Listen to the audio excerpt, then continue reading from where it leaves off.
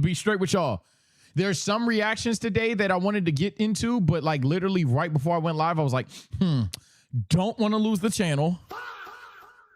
And at the same time, there's things that are always exclusive for the Patreon, you know what I mean? So what we're going to do is we're going to do everything that I think we can with everybody. At some point, we will probably have to just oski to the Twitch. And then after that, even the Patreon, depending on time, because I have to go to the gym at around 6. But speaking of things I got to do, you know what I'm saying? One thing I got to do sometimes in the day, chat, it's probably not healthy because this app isn't healthy for anybody involved. But one thing I just gotta do to start the day, you roll over in bed and you gotta hit a cool doom scroll, man. We're here, we're on Twitter, we're going to doom scroll, but I do have some bookmark things I want to talk about. Well, English. I have some bookmark things I want to talk about with you all, and then for my anime fans, a lot of Sasuke discourse incoming, but that's going to be on TSO Sage. This is the Slept On Sage. You already know what it is. We're here for the nonsense, but we'll get to the Sasuke portion at the latter half of the Twitter segment. But first things first off, Rip, ladies and gentlemen, I don't even know if this is necessarily the opener because some people would say this is slop. Some people would say this is trash, but ladies and gentlemen, 2K season is here. I don't know if this is an applause or if this is a, but let's just see what this new My Career mode is that you're not gonna play. Spoilers. And then after that, I'll give my thoughts on the 2K community, this 2K and other things of that nature. And no, this isn't necessarily a pre-fire of negativity. I actually do have some interesting thoughts in my personal opinion. So here we go. What's up, MP? What up? By the way, I haven't seen this. Obviously, this was a couple of days ago, but I tell my friends all the time, you can send me shit, but I might not watch it on time. Furthermore, Twitch, I am just now getting your activity feed, so apologies if I'm late. I'm not a narcissistic piece of shit, just sometimes. UD Lyrics, appreciate the 17 months. Majin, appreciate the year. Leo Medic, appreciate the 20 months. Jesus. Goku Kid, appreciate the 7 months. TDK, appreciate the 14. DMA, appreciate the 23. Hunter IC, appreciate the 20. IDK with the gifted. Yo Heezy with the 29, basically 30 months. KC with the 15 months. Reaper with the 10 months. Low Life Rick with the 2. And Browning Beer with the 28 months. I usually give everybody their dedicated time, but I just got it all in one motion. So round of applause to you niggas. And Zion with the gift. Appreciate y'all. All right. 2K's dead to me now. Yeah, like I said, we're going to talk about it because 2K it's a game that does exist that I do play. I'm not going to sit there and tell you I don't play it, but the 2K community is also a community. Let's see what this is though, because I've heard this is a reason a lot of people are now buying this game. What's up, MP? What up? What up? What are you playing? This the new 2K? You know it. It's My Career Eras. You like it? This nigga sorry. 16, and 9? What? So what are you, like a 3 or a 4? And if you're a guard, I mean, you know what? Honestly, if my 2 guard or point guard or small forward is having such a bad game from the field, they said, fuck it, I'm going to do everything else, that's a hell of a player. So I take it back. Do I like it? It's fire. You build your guy like regular My Career, but you can play in all these different eras. They got the Curry era, LeBron, okay, Kobe, okay, Jordan, okay, and Magic and Bird. That's they. I have 1 pro and 1 con. Forget being the best of your era. Play to be the best of all time. Right. Little debates about who's the greatest player. Yeah. And the best dynasty in NBA history. Oh my God, LeBron fans are gonna fucking hate raid Michael Jordan. Holy shit. Because Unc ain't gonna be on the game. So it's gonna be a bunch of LeBron fans that get on that motherfucker and just hoeing the dog shit out of Michael Jeffrey Jordan's career, bro. Will never end. Oh my God, that nigga's never winning. That nigga's never winning it. Oh! In My Career Era. Step onto the court and create history. Yeah, Chris moved jersey for real though? And his face. outshine Magic and Bird. Ain't it hard to shine up? Tonight, Michael Jordan his 6 rings. Yeah, they knew to say Team that. up with AI and stop the Lakers 3-peat. Okay. Turn Miami's Big 3 into the Big 4. Oh, Lord. Okay, look, I get it. You're trying to glaze the LeBron fans, but why would you do that? Rob D. Rose of his youngest MVP title. Wait. You think motherfuckers would join the Heat and not help D. Rose? Wait. That's a problem with a lot of people. If you all are choosing to say fuck D Rose, I'm joining Miami over helping D Rose not blow his goddamn knee out, you niggas are EVILBOIS. They'll question your legacy until you bury them in their prime. Put the debate to rest. NBA. But it doesn't matter though, because at some point you retire and the next generation says that your generation was ass. So how does that work? K27. Okay. Ball over everything. Off rip, it's cool that Harlan's doing that. 1, 2, the idea is simple but fun. Awesome. No complaints. I heard you can even do co-op or something like that, but the players get generated. Either way, steps in the right direction. I don't have a problem with them trying to make my career itself a more fun game mode. It's one of the biggest things the 2K community needs to do, in my opinion, which is play other game modes outside the park and rec. Because when you only play the park and rec, that's how they know, okay, we only need to put effort into the park and rec. And when they only put effort into the park and rec, hello, they like money. So yeah. Off rip, not necessarily too many complaints. Now, complaint number 1 that y'all are gonna call nitpicky because the 2K community fan base, they accept any of the bullshit. You know, there's a broom right there. They just sweep up all the dirt and fucking eat it, and then tell you it's peak. I'm not gonna lie. I gotta keep it a bean. That nigga said Curry, Kobe, LeBron, and Magic era along with the current gang. I'm gonna be blunt with y'all. They've already had those eras in the game. Hey, gang, what do you want me to do? I'm not saying they should have more or less, but I think 2K makes more than enough money to allow you to pick the year that you want to enter. And I thought that was the next step.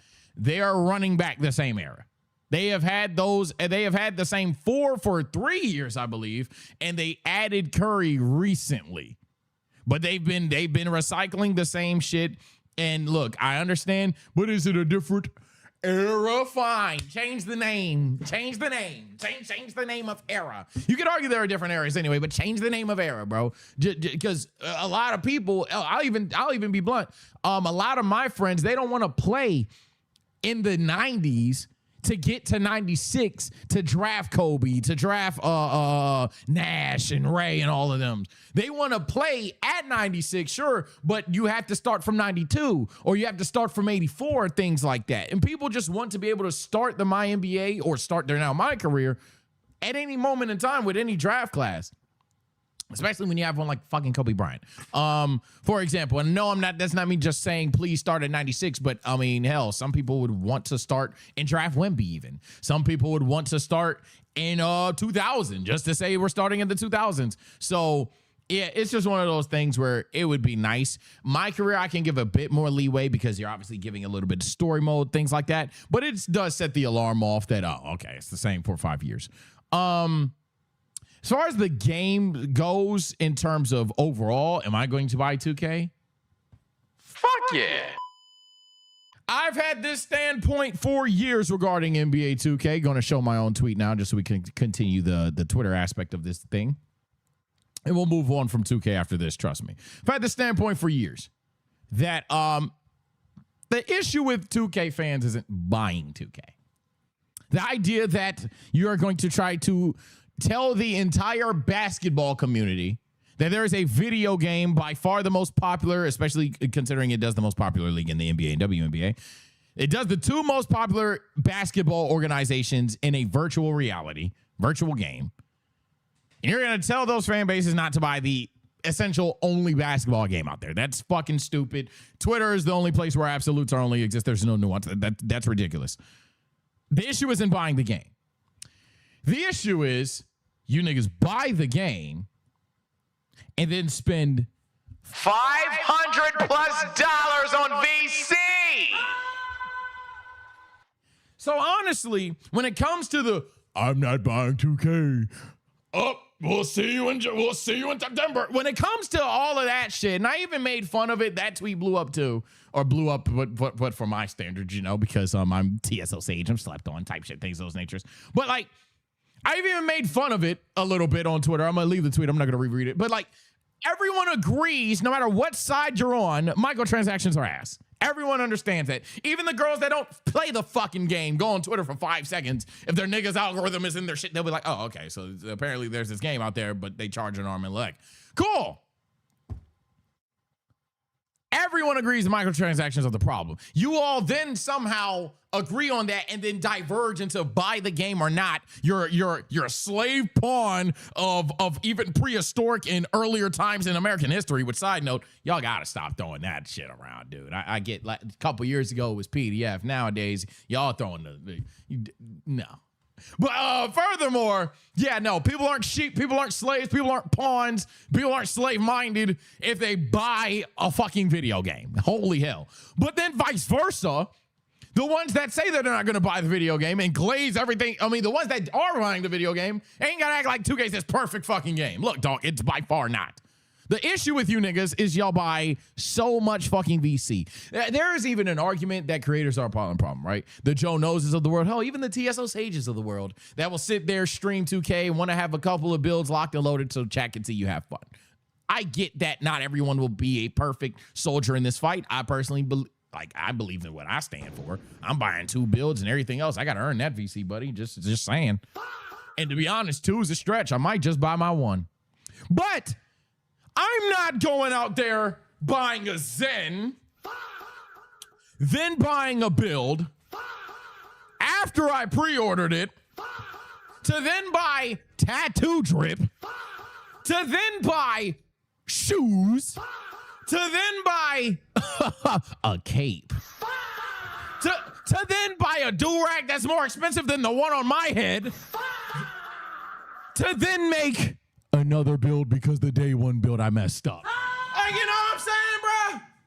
You know what I'm saying? Like there is a genuine, obvious problem and difference between just enjoying a game you want to play and optimizing the enjoyment of said game. It's unfortunate reality that 2K charges you niggas to do that. Now, if you have Self-control. and you're like that, hey, gang, don't spend a goddamn dollar on VC. Power to you. But holy fuck, you niggas just don't understand the fucking, if you niggas just didn't you want to fight for your wallet, but then you want to spend like $800 on the fucking game. It's not that hard.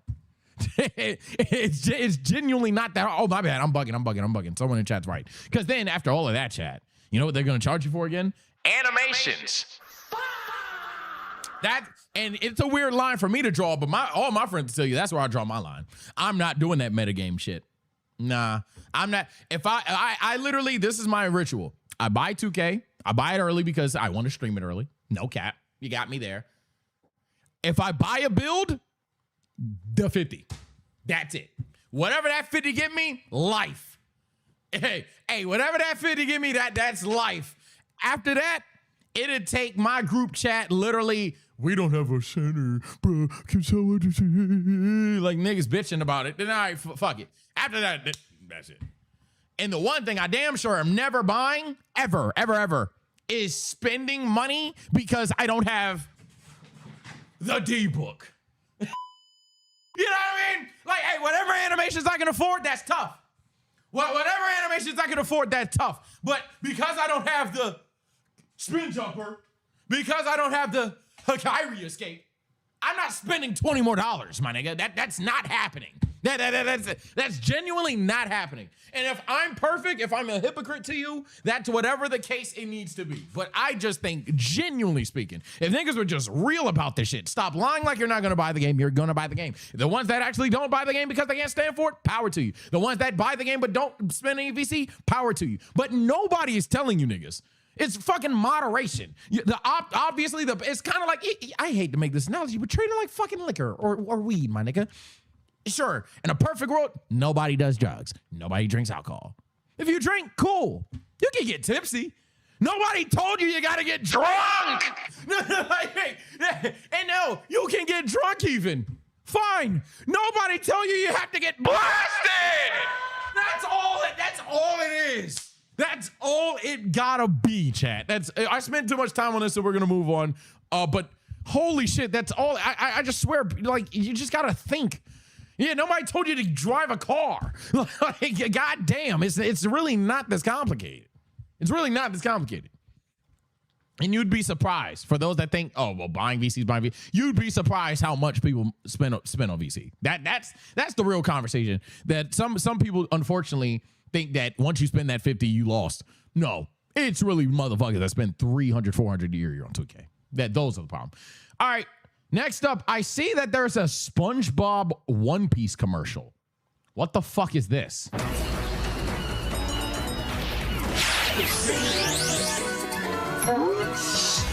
Oh, God damn it.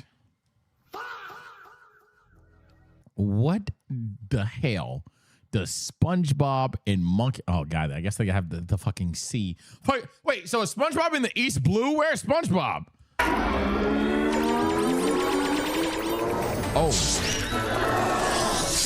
Oh, wait, Luffy, you don't... Hold on, let's really have this conversation.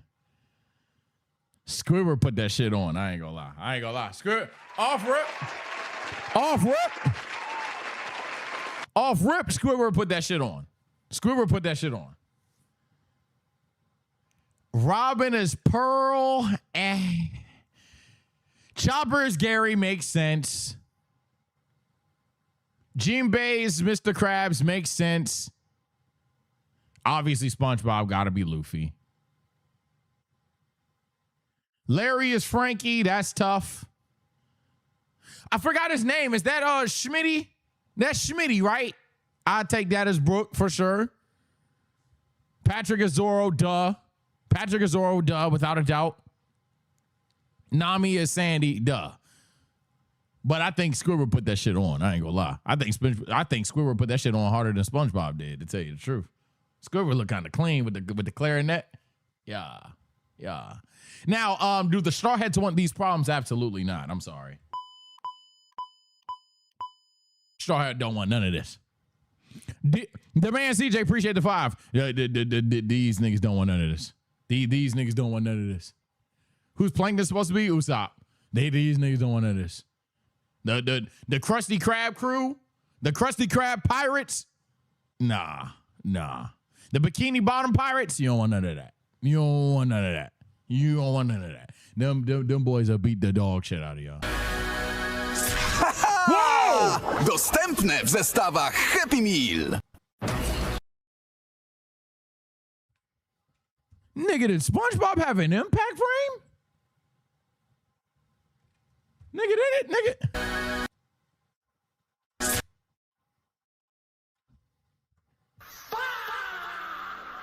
Nigga, they gave SpongeBob a fucking impact frame, man. That's crazy.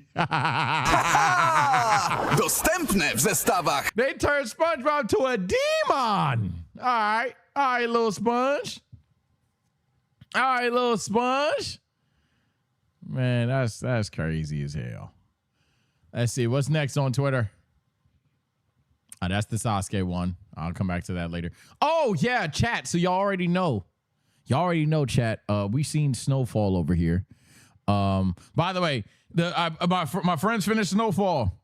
The final thoughts. 1, damn, I can't believe I said Franklin ain't a killer.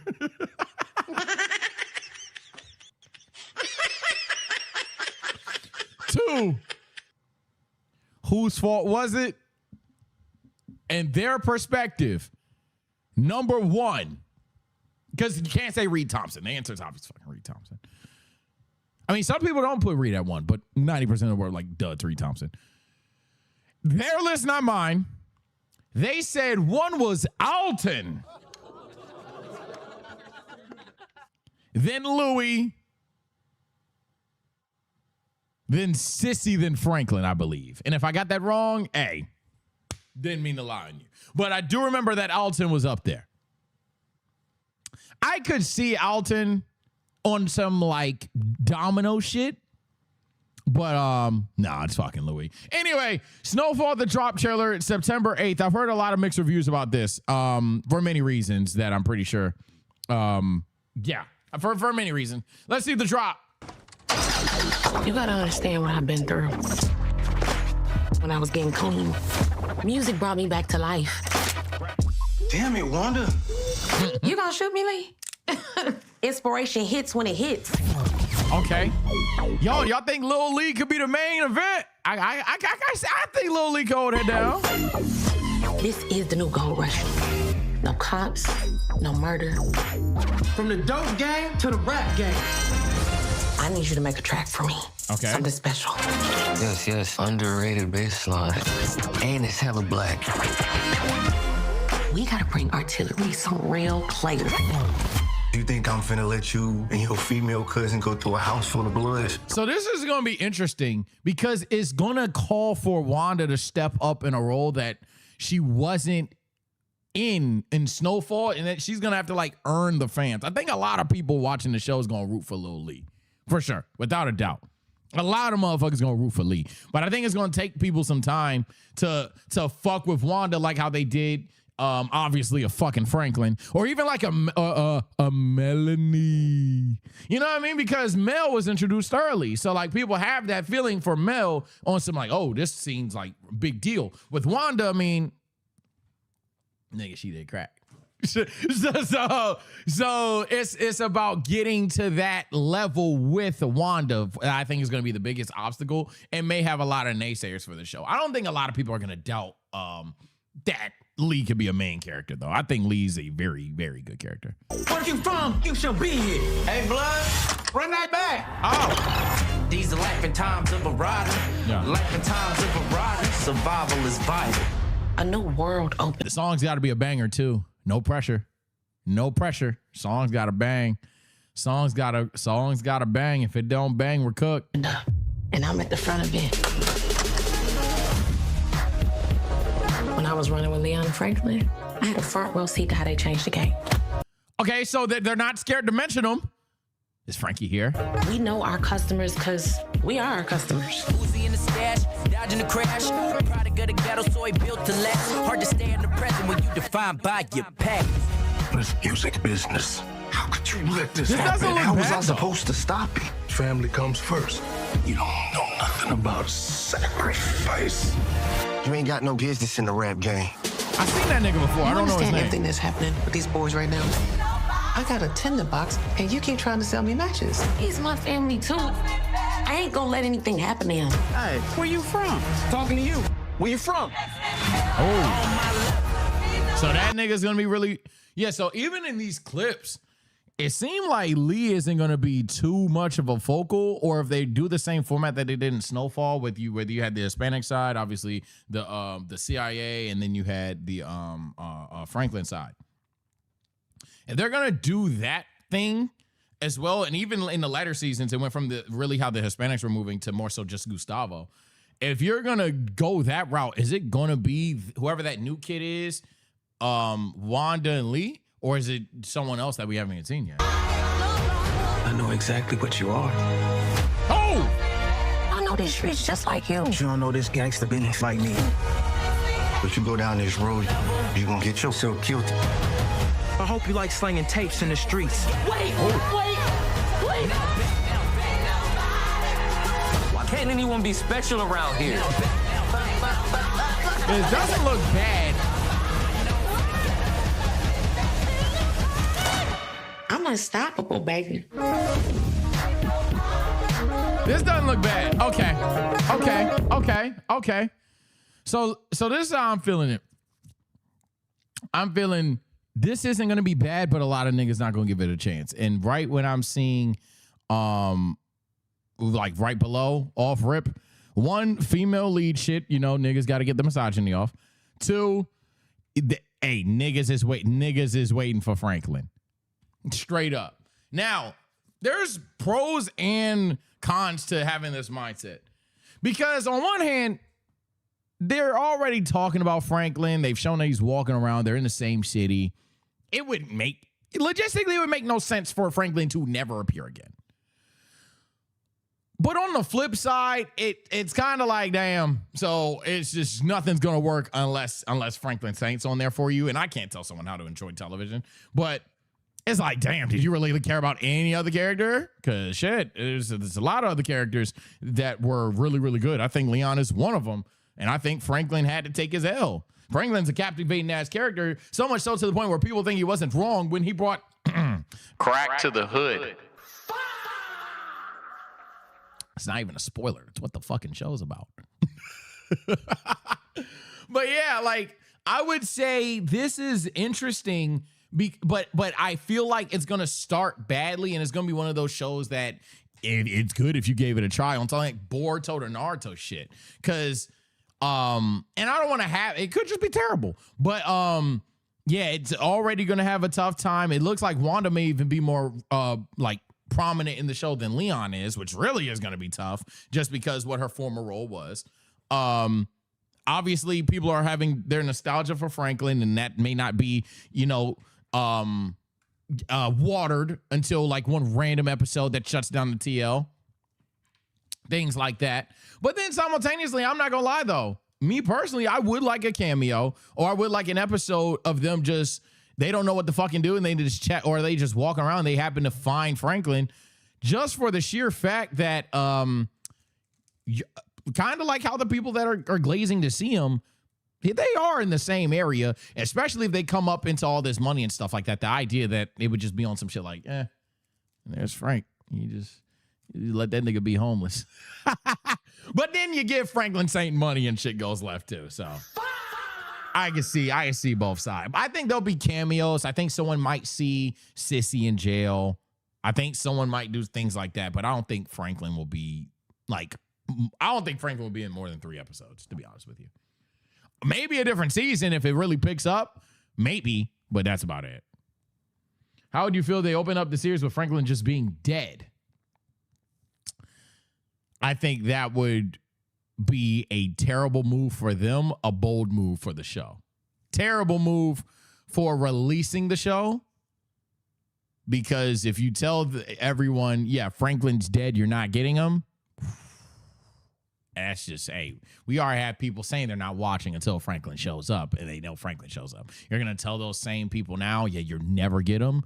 Ooh-wee. Plus, I don't think, and to be fair, I don't think, and like literally, there's things to do with Franklin Saint, but I don't have this mindset that he should be the head honcho of the show still. I think that's pretty fucking stupid. There was another thing that happened, Chet, that I missed. This one, I don't have too many words to say, because I've said a lot of words for the past couple of years. If you know my origin story, I was a basketball creator. And I'd say about a week ago, we lost one of the good ones. Not in life, everybody's living, but lost a guy in the NBA space, man. And I never saw this video. Every museum has a curator, and every exhibit, they have a story. But some stories don't need someone to tell them. They just speak for themselves. So tonight, I'm not going to tell you what any of this means. Type shit. I'm just going to show you. And I'm going to ask them a few questions along the way, not because I expect an answer, but because some things deserve to be asked. Let's do it. Even in silence. This one's from the inner city of South Central. Before any of it. Before the triple-doubles, before the MVP, before anybody outside of Los Angeles knew his name. This is really well put together. This was the next chapter. The Sonics made him the number 4 pick in 2008. No one in OKC could have told you what he'd become. Yeah, that's true. Everybody thought that this was a point guard. Had potential, but he was just like a generational athlete, pace of play kind of guy. I don't think it was necessarily what we saw later on. Nobody could have fucking seen. And this is the one people point to. Like it explains everything. Yep. It doesn't. Well, not really. Russ, what kept you going all those years? What made you get back up night after night when the whole league had a highlight reel of you falling down? That's true. Yeah, I figured that. You know, people forget. Nobody knew who I was. Nobody knew who I was. Before he was a walking headline, he was just a kid from inner city LA who could jump higher than anybody This is low-key, like, beautiful. I like how this is done. And that's why I'm not talking that much. This is dunks really and good. draft classes, he became something else.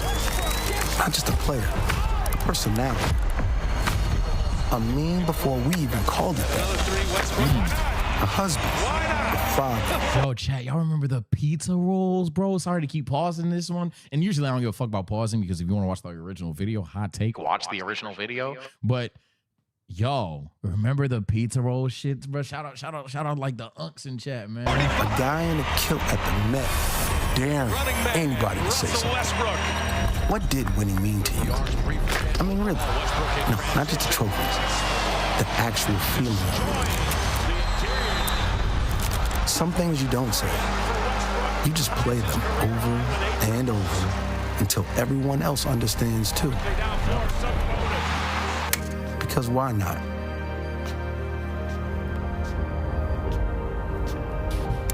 This swing isn't finished yet. That's not a mistake. We left it this way on purpose. Because whatever's next, the mentorship, the foundation, the kids who are gonna grow up wanting to move just like he did, that part hasn't been built yet either. Were you ever afraid of what happens after the game stops needing you? This swing isn't finished. Neither is he. And that's the point. Last question. Now that you decided to step away from everything on your own terms, what are you the most proud of?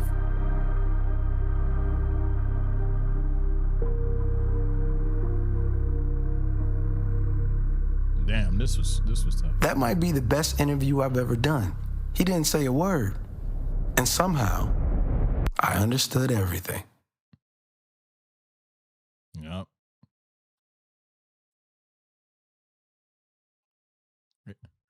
Greatest thing he left behind couldn't fit inside a museum. It never had to be said. Ladies and gentlemen, if it's not fucking obvious by now, Russell Westbrook has retired from the NBA, man. And it hits harder for people of my age and up, the 25 pluses, simply because we could talk about what the media was, what certain individuals, including myself even at times, had said about Russell while he was playing and stuff, but never get it twisted. At least to me, I never death threatened somebody, anything like that. It was always just talking about the sport, one. And two, it really hits home just for everybody that, yo, this is like the first player for a lot of people that we grew up with, saw them get drafted and saw them retire. Like niggas grew up with Kobe, but Kobe was in the league. A lot of y'all didn't see him play with Shaq. A lot of y'all didn't see rookie Kobe Bryant play. You know, like as a kid. We can go back and watch it, obviously. But yeah. Kevin Durant, 07, right? Stephen Curry was 09, right? So all these players that are old now, they're still playing. Hell, even fucking LeBron James is still playing. If you were like 5 and you saw him or some shit. And Russell Westbrook is the first one of a generation where it's like, oh shit. Like, you're a bona fide Hall of Famer, no doubt about it. And I saw your career start.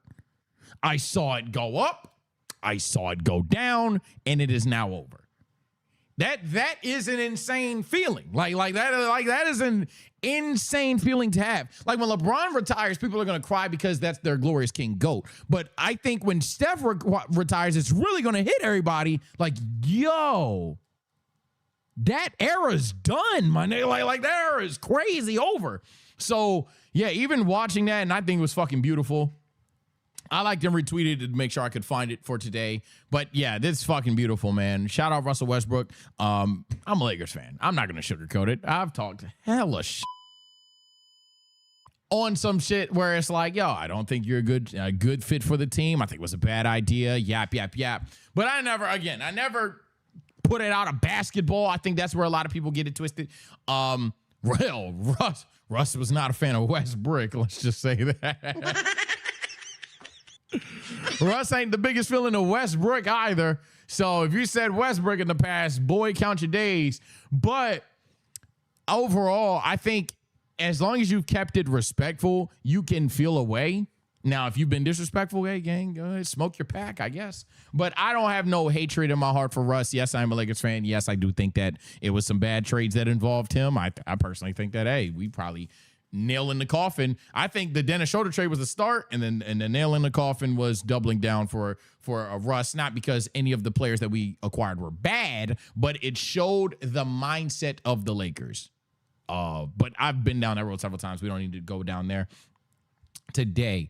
I do want to show you guys one other thing to try to really press home the fact that it's an emotional thing for us, because I seen this video right before I went live, the caption, at least, unfortunately I saw the caption, and let's just say apparently this caption to this video is really sad. I'm not even going to spoil this, but this video got a lot of people crying, so I want to see what happened.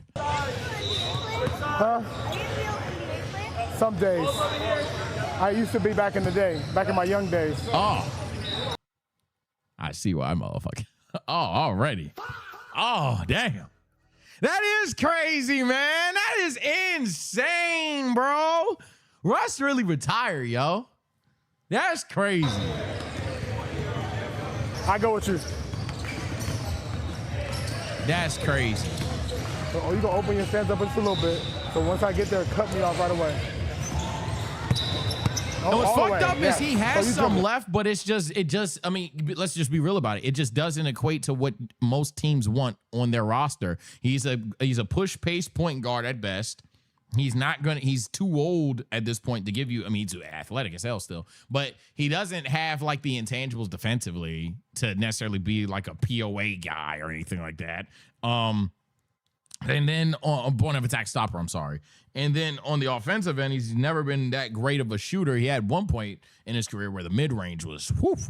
But nowadays, let alone nowadays, his mid-range game doesn't translate, not because it just won't go in the net, but more so he's not the talent that he once was. He's not as fast as he was to demand the ball to where that is how the offense should be being played.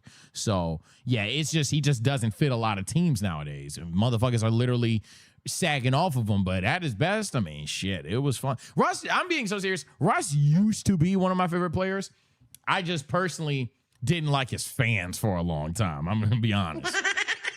Around 2017, and this probably was just me being a dumb teenager hating on fun, but that's when I had to depart from Russ FC, because that's when a lot of people just started like, all right, bro, come on, man. But like 2012 Russ, 2013, like when Russ added a push animation in 2K and shit, that was my guy. But I think Russ fans just pissed me off more than anything. I'm gonna show you.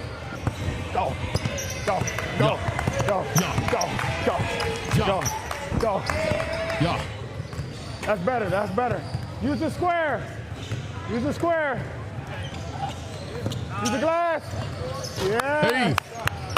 Chat, one dribble. Chat, you have a tot when you playing hoop. Yo. If you ever nice. hooping. You have a tot tomorrow. What age you trying to put that boy in hoop? That's tough. There you go. Get there. You want to put your dribble out there. So once you go here, you want to push it out. Yeah. Here. Further as you can. Push it. Yeah. There you go. That's 5, better. 8, 4, That's 5, better. 6. Okay. Follow-up question.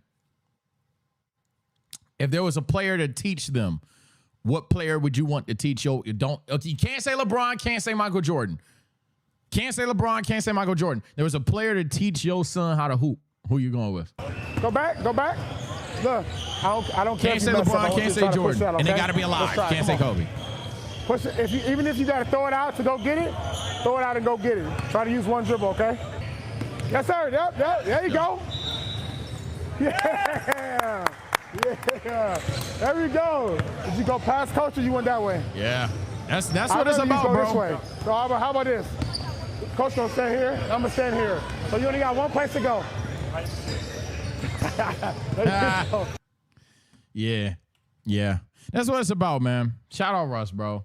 Wish you the best in retirement, bro. Obviously, You know, motherfuckers, hey, I was even a part of it in LA tenure. We talk shit. We're fans, is what we do. But I hope that a lot of you didn't turn fandom of a favorite team into genuine hatred, because then, yeah, you probably realize that you're kind of an asshole. Kind of an asshole. But yeah, I definitely probably got some clips out there. Me, I ain't going front like I don't, nigga. I'm an emotional Lakers fan. What the fuck can I say? Last thing before we get to the anime things. Speaking of, it was on the TSO Sage stream at the Slept On Sage on YouTube. Yeah, by the way, we do YouTube streams now. Shout out to like the 600 in chat, apparently. What the fuck about is that on YouTube? I don't know why it's not reflecting up here, but is my shit bugging or is it combining both? You know what? Fuck it. Not going to judge it. Anyway, yo, chat, speaking of streams, top 25 streamer, according to Complex, has dropped. And let's just say, it might be bugging. Yeah, I'm about to say, it feels like it's bugging. But the top 25 streamers on Complex dropped. I don't think Complex knows what they're talking about, but let's see. Let's see. Here's the list. At number 25, Hassan. 24, Extra Emily. 23, Adapt. 22, AB and Dean. 21, XUC. 20 is Ty Lil. 19 is DJ Academics. Wow. 18 is Queso. 17, Rage. 16, Phantom. 15, DDG. 14, Ray. 13, Jason the Ween. 12, Marlon. 11, Rakai. 10, The Biggest Leap. Neon. 9, Yana. 8, Aiden. 7, Agent. 6, Stable Ronaldo. 5, Black Boy Max, 4, Jinxie, 3, Senna, 2, Kai, and 1, Speed. This is an interesting list, to say the least, because I don't understand the metric. I don't understand the metric. If we're talking impact, I think there's some spots that need to be flipped significantly. If we're talking quality, I mean, at that point, again, agree, disagree. It is what it is. But, like, for example, I would say, like, viewership, it's definitely not viewership, because Senna is going crazy, but Senna doesn't average more viewers than, like, Max. Senna doesn't average more viewers than fucking Neon, things like that, right? Or Rakai, especially Rakai, things like that. So it's not viewership, which is fine. I actually agree with not making a list based on viewership.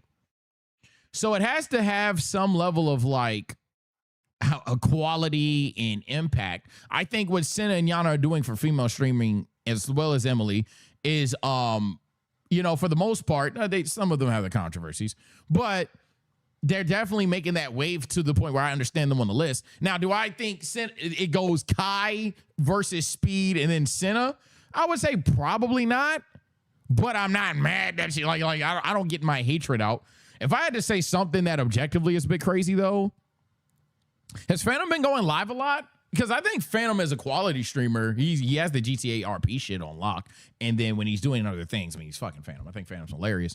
But I would say, like, Ack and Phantom, I just question how often they're live to be like, oh, yeah, they're for sure top 25 this year. That'd probably be my thing. But in terms of quality, I mean, I fuck with Phantom heavy. Ack, I don't know why Ack's on this list, to be honest with you. Now, in terms of the top 10, I mean, hey, like, love, or hate them, these names aren't necessarily a trigger. Maybe you think that someone doesn't average the viewership to belong here, but I'm not triggered by any of the 10. I don't really mind Speed over Kai like that. I might even agree, depending on the time. And this is for 2026. 2026, Kai did Streamer U, and Speed did his tour around the world. Is that correct? I mean, 1 and 2 we know is interchangeable. 1 and 2 we know is interchangeable. Kai's only done Streamer U, though, right? Speed did do the world. Yeah, I would say Speed at 1 just because Kai's only done Streamer U. But then Streamer U is like, respect everybody else, a big diff. So I'm not mad at 1 and 2. If I had to reorder the 3, I would say for 2026, I would say Max. I don't want to be confusing late 2025 with 2026, but I would say Max probably has just gone that fucking crazy. I'm not familiar with Stable Ronaldo and Jinxie enough, so fair. Where's TSO Sage? I don't think I have quite the amount of eyeballs on me, buddy. I wouldn't be the slept on Sage if I was on this list, you know? Maybe one day, chat. Maybe one day. Rakai off the list entirely, move Queso to 5. I think Queso definitely belongs. Y'all really think Ray above DDG? I'm not too tapped in with Ray to really speak on that. What I will say is DG in 2025 was going crazy. I'm not unfamiliar with how often he's been streaming in 2026. I'm unfair. I'm unsure how much he's been streaming in 2026. I literally don't know. So I'm not going to speak on that. I literally don't know. Rage should be up there. I mean, I keep up with Rage more than others, so I'd be biased, but I don't really watch streams in general like that. I kind of just stick into what I know. I think based on what I know, if I had to just give my own per se list, and if it's no disrespect, some of you guys that just don't watch for real, I would say the 1 versus 2 is perfectly fine. I would put Max in that 3rd slot. I would say I definitely would put Rage up. I would put Agent up. I don't watch them, but AB and Dean have been going crazy. Adapt's been solid. Queso is like, I mean, I got nostalgia for Queso. I ain't seen Queso recently, but I would probably put Queso in there just because I like him. And that would round up like my 5 or 6. That would be like my 5 or 6. Because, yeah, I think for me personally, how I would rank the top 25 streamers, it would be, what impact have you had at this point in time for 2026?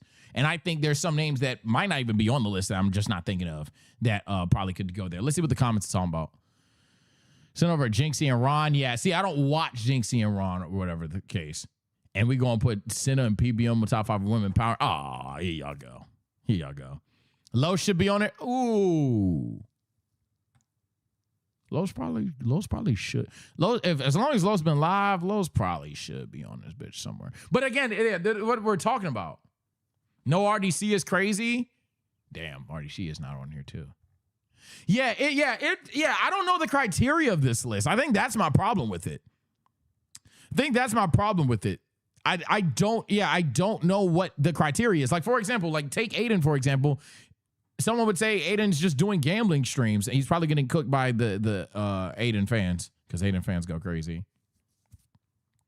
He's the only streamer to get 300,000. Yeah, so if it's views, I mean, you can't deny Aiden, right? But if we're talking like what they do and influence on the shit, I don't know.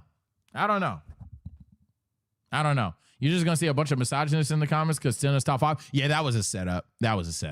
That definitely was a setup. 1, because Diana's fan base is a bit crazier anyway. So it's already on some shit where they're just going to be like, oh my God, it should have been Yana. But then 2, and more importantly, you're telling a bunch of people in a male-dominated space that Senna's better than pretty much anyone not named Kai and Speed. Not saying that she's 3rd. She's not 3rd on my list personally, but I think she's a great creator. I think she is probably the GOAT at this networking shit, to be very honest with you. Like, by far. Not even, like, some of y'all don't know until recently, because I saw that she just did a marathon, a part of her Cineathon.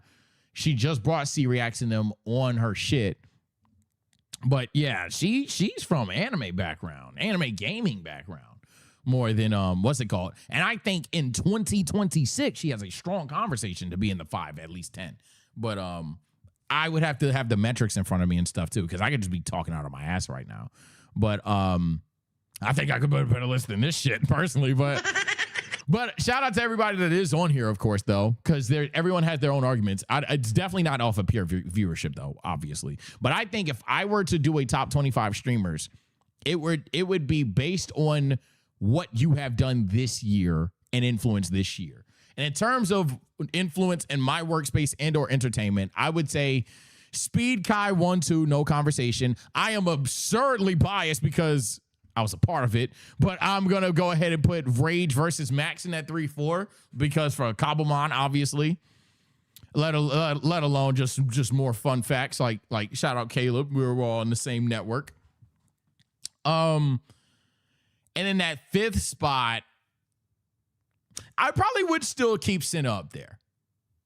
Just because I think what she's doing for the female space, let alone in general, and that honestly is putting her in a box itself. Senna's averaging a fuck ton of views. I don't know why we're acting like she's just for the female space. Senna's averaging a fuck ton of views. No Queso. I haven't watched Queso this year. It's not a matter of Queso being worse. I just haven't watched them. I literally just haven't watched them. So I'm talking about, for me personally, if I had to rank my 5 right now, it would probably be those, because those are the streamers that I've either kept up with or know, or I've personally watched and or even been a part of. So yeah. 2 months of streaming is 8 now. Who only streams? Wait, you're talking about what's it called, Aiden? Yeah, I would say that. I'm surprised he's not on the list. Queso is 18. I think Queso is one of those people that's like, everyone's going to respect him because in a world where everybody's doing IRL, in a world where everybody's doing all this extra shit, here's Queso just playing the game, being vintage, sticking to himself. He's fat. But everybody knows he's fat. Who cares? So I have hella respect for Queso. I just haven't seen him. I just literally just haven't tuned into a Queso stream in a long time. So I'd be unfair to say, oh, Queso's been a top 5 streamer this year and I haven't watched him. That's just like the definition of LARP, as the tots would say. But let me know your thoughts. Comment below your top 5. But yeah, I think that's my 5. Granted, it's very biased because, I was involved in it. Obviously, my algorithm is my algorithm. Because if I had to extend it to 10 or 15, hit or miss clips for me personally, but I couldn't deny like AB and Dean, because their clips have gone fucking sensei. They're going crazy. Like, their clips have gone insane. So I would it'd be wild to tell them that they're not on the list, or whatever the case may be. But yeah, let me know what creator you're tapped in the most. Let me know what creator you think should be top 25. Don't say me, man. I got a long way to go, bruh. But it's me, boy, TSO Sage. Y'all take care. Stay best. We're about to talk about anime. And I'll see you next time. Bye. All right. That was for now. Chat, we're not off of Twitter, but we are off of like the random yaps on Twitter, because there has been a epidemic. Chat, there's been an epidemic. It's been a scenario situation that's gone on the TL, and we had to talk about it. Might have to get some water during the segment too. Before we get the hot takes. No, it's not hot takes. So it all started when some guy said, Naruto fans. And is he a YouTuber or anything like that? I don't want to be disrespectful. He might be. But it all started when my boy right here said, when did Sasuke make you angriest and why? Furthermore, did you ever forgive him? Little did we know. And at the time, this tweet was way smaller. At the time, this tweet was way smaller than I found it. But I just said, fuck it. I see potential in this. Yo, chat, answer this. We would have more than just chat answer this. And when I tell you the TL has been killing Sasuke, man, oh man, I cannot find the tweets, but boy, I could just search Sasuke right now and we can take a look rather than just my chat. But yeah, we have Sasuke hate account. Oh my God, the account limited. Oh my heaven. So there was an account that was going crazy with like 40 fucking replies. They privated their account with the amount of backlash they've gotten. Holy shit. Y'all act like Sasuke became a serial killer, but here we go. Sasuke is overrated in every big fight. He got his ass beat, except Itachi, and Itachi let him win. Haku beat him. Gaara beat him. Lee beat him. Madara beat him. Eight-Tails violated him. Raikage beat him. Naruto let him rip his resume's ass. Oh, man. Oh, man. Like, so much shit. So much shit has gone on. Sasuke defenders can never justify him physically and psychologically abusing Sakura. But look, it's been so much slander. Even in the TSO space, if you guys want to see what some of chat has said. I didn't like it when he tried. I didn't like when he tried to destroy the Leaf. He had every right to hate it, but trying to kill every man, woman, and child in Konoha who had nothing to do with the massacre, I'm sorry, is crazy.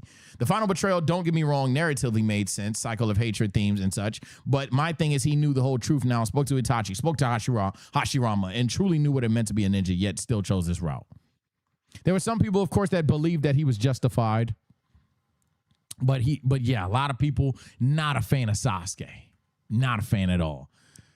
Today, we have to answer some questions. 1, what are my beliefs? 2, what are your beliefs? And 3, is he even a fraud that this micro pivot has even taken? So first things first, like and subscribe to the video, join the Patreon. Second thing second, let's start off with me answering the question directly. When did Sasuke make me the angriest and why? And did I ever forgive him? Sasuke pissed me off personally okay, so Sasuke never pissed me off from the standpoint of, fuck you, I want to kill him. I don't think I ever desired for Sasuke to die. I think I was so team Naruto that I'm kind of like how Naruto would be if he were alive right now. By the way, if Naruto were actually real and alive right now, he would fold you niggas. Y'all talking too crazy about Sasuke. But then the counter to that is he don't deserve a Naruto. Anyway, so off rip for me personally, I never wanted Sasuke to die. But at points in time, Sasuke could still make me angry. And I think the angriest I ever was with Sasuke was when you got that hindsight later on in the series when he was wholeheartedly about to kill Naruto, Sakura, Sai, and Yamato. That's probably my answer. Because when you don't know what it was, you know he was going to do something. But when you don't know what it was, it's on some shit like, okay, he's fighting them, no shit. But when you find out that Naruto and them would have like not even known what happened, it would have fucking killed them so unbelievably fast. Damn, bruh. Damn. Like for the diddler, my boy. All this for the diddler's sake. And then you just say you don't want to acquire power like that, but here you go. You about to. What's that about? Now you could metagame it. You could headcanon it. Well, he knew Orochimaru would stop him, or he was just gonna scare them, or anything like that. Maybe, sure, fine, but. Yeah, it just like, that was a little off-putting for me. That's probably when the angriest I was with Sasuke. That the idea that he genuinely was going to kill the shit out of Naruto and them.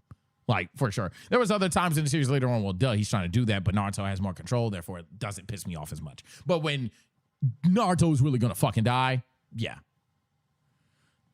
the bug Karen on Rasengan. Yeah, I'm about to say, yeah. For those that would even try to power scale against it, I doubt any of you would do that. But yeah, this was Naruto way before Sage Mode. This is Naruto after he learns the bigger Rasengan. This is Sakura before the big fuck. I said Sai. God damn it. Sakura before the Sasori fight. This is Sai's introduction. This is Yamato. Like, it was bad. It was bad.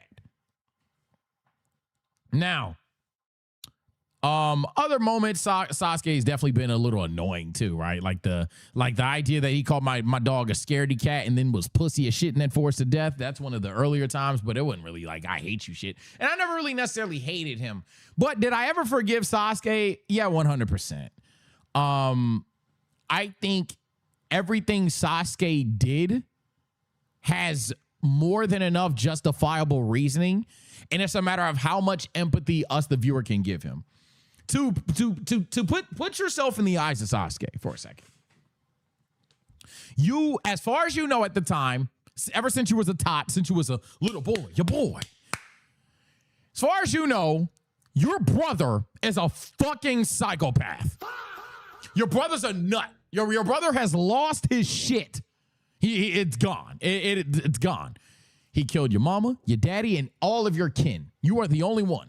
You and him. You're the only one in your bloodline. You run into Naruto, you're the cool kid and you run into Naruto, who's a dork, but he's the dork that's attached to your hip. All the bitches in school want you and but you're solely focused on getting your revenge on that motherfucker because you feel like he is evil in the world and the world's trying to act peaceful when evil is in the world. Fair. Honestly, very heroic of Sasuke at this moment. Low key. Fast forward a couple of big bonding moments with Naruto and Sakura. You're starting to realize that you have a little family growing within yourself, but then you run into your actual bloodline. Yeah, you run into that guy, and he makes you see those murders 1,000 times. He puts you in the Omniverse Genjutsu, nigga. You might as well call it Thanos.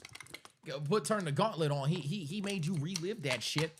See the deleted scenes and all that stuff. The deleted scenes is a bar, by the way, but he made you see all that shit in Blu-ray, 4K, 1080p, the 144, everything. You saw it over and over and over and over and over and over and over and over and over and over and over again. And someone in chat said not even 1,000. That might be the fucking downball.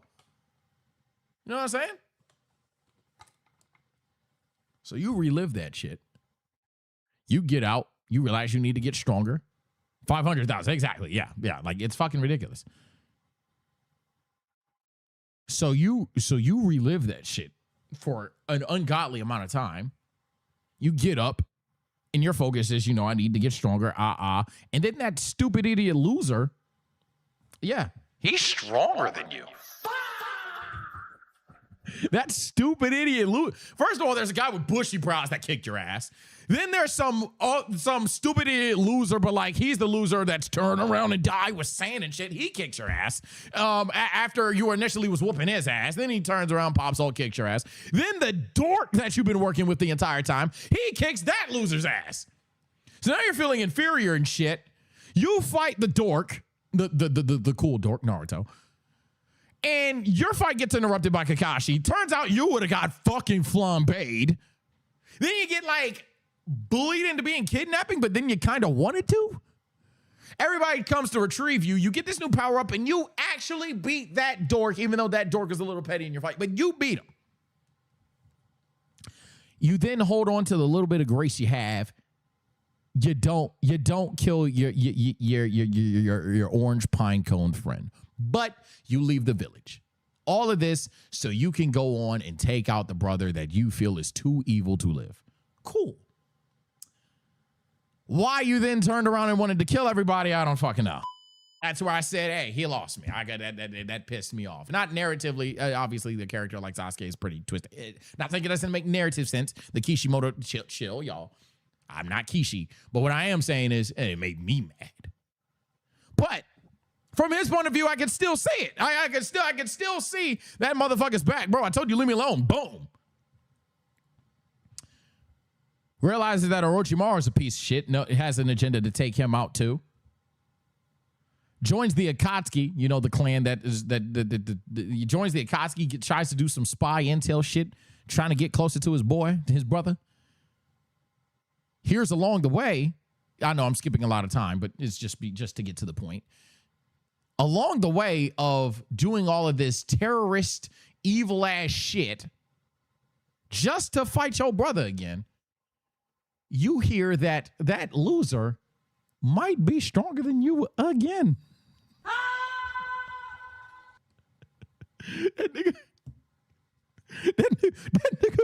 Y'all forget that scene. Y'all remember that scene when Zetsu pops up in the tree and he's like, oh, yeah, Naruto? Yeah, pain. Yeah, you know what I'm saying? And he's like, nigga, what? He tries to play that shit off. Look at this shit. Look at this nigga Sasuke, bro. He tries to play that shit off. He tries to play it off, and it's just like, oh, no, I got him. Look at this shit. Look at this shit, y'all. Look at this. I can't play too long because it's YouTube. I can't play it too long because it's YouTube. But bro, this shit is crazy. Hold on, where is it? You know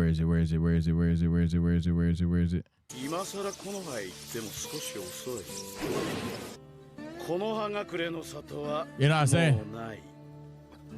I have to hide it until it's time. Hold on. It's not it yet.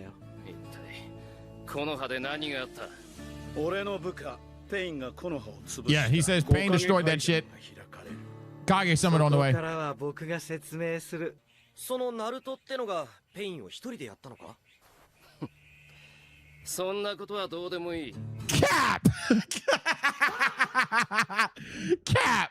I think I got the order of events wrong, though. I think this is low-key after the Itachi fight. But yeah, but either way, Cap. But my bad. I got my sequence of events wrong. I think that's low-key after. But Cap of Hell.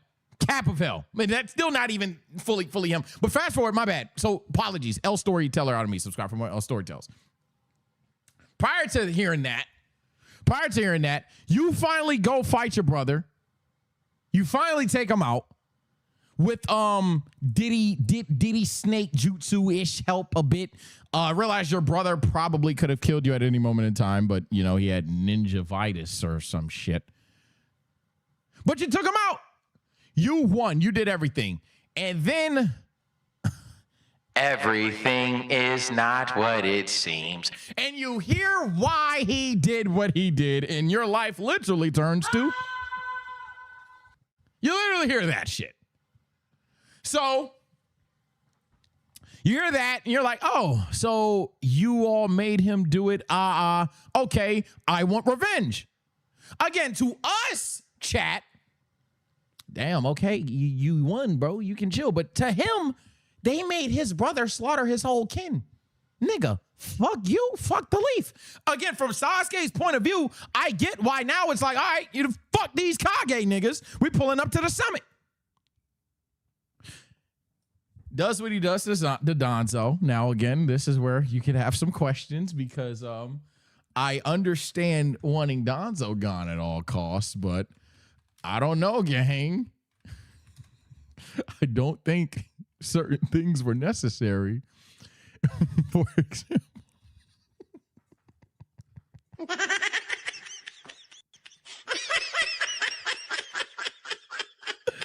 I don't think Karin had to meet Wu, but yes. Again, from Sasuke's POV, hey, Danzo gotta die, bro. Fuck that nigga. Mind you, you can only ask somebody to keep their sanity through all of this for so long. After seeing your parents die 500,000 times potentially. Because 1,000 was a great gross low ball, W chat there. But yeah, when you see your family die that many times over and over and over and over and over and over and over again, then you go on to actually have to almost put down your best friend. Then after not putting down your best friend but abandoning your village, you then go on to actually put down the last of your bloodline. So that has to hit a little bit. But then you find out that not only did you put the last down on your bloodline that you thought was evil, but turns out he wasn't even that bad of a guy at all. Then after you do that, you have to essentially kill another person that's got you this far. And in the process, you took out a guy okay, he is not the best person. Shout out to killing Danzo. But then after that, after all of that shit, you would think, okay, we can just have this arc where Sasuke takes out the Kages and moves on. But then put yourself in Sasuke's brain. Put yourself in Sasuke's brain and ask yourself. And I'm not explaining this the best at first, editor, but you already know to move this around. But then after all of that shit, you're on the way to just being like, okay, I'm just going to be this Kage killer on some Gunther shit. Then these niggas show up. And it's like when everybody telling you stop, you're doing bad, it's one thing. But when it's these motherfuckers, now it's like, bro, let me go. This isn't it. I'm sorry. I'm gone. I left years ago. I'm not coming back. That's it. That's life. She tries to fake poison you, mind you. She didn't have the guts, but she tried it. Then Kakashi built the resolve to kill you. Granted, Sasuke instigated that one too. That's another one where gang chill. And then, of course, this motherfucker comes back mind you, now the pain part clip that I played earlier was relevant. You heard he was stronger than you again. So now that inferiority is coming back up. Mind you, we're acting like Sasuke is a grown man. This nigga's a tot. Well, he's not a literal tot, but he's 16. He's like all of this shit's going on in teen years, my guy. All this shit going on from adolescence to teen years. This nigga's life. I digress. So now all this shit hitting him in the goddamn head. And he has a decision, either cut it down physically or to make amends. He can't forgive the Kage, so he tries to cut it down physically. This guy too good to get cut down physically, though. So now he goes to get his brother's eyes. Comes back stronger, helps during the war. But before that, he finds out some answers from the former Hokages, which I think is one of the more underrated parts of Naruto. Finds out former lore and all the extra shit, and then comes back with the new mission in mind. That, hey, maybe everyone doesn't have to die. Growth for Sasuke, you would think. But the mold niggas gotta go. And it's just like, whoa. It's like, whoa, gang, whoa. Chill. If you're me, if you're you, but for him,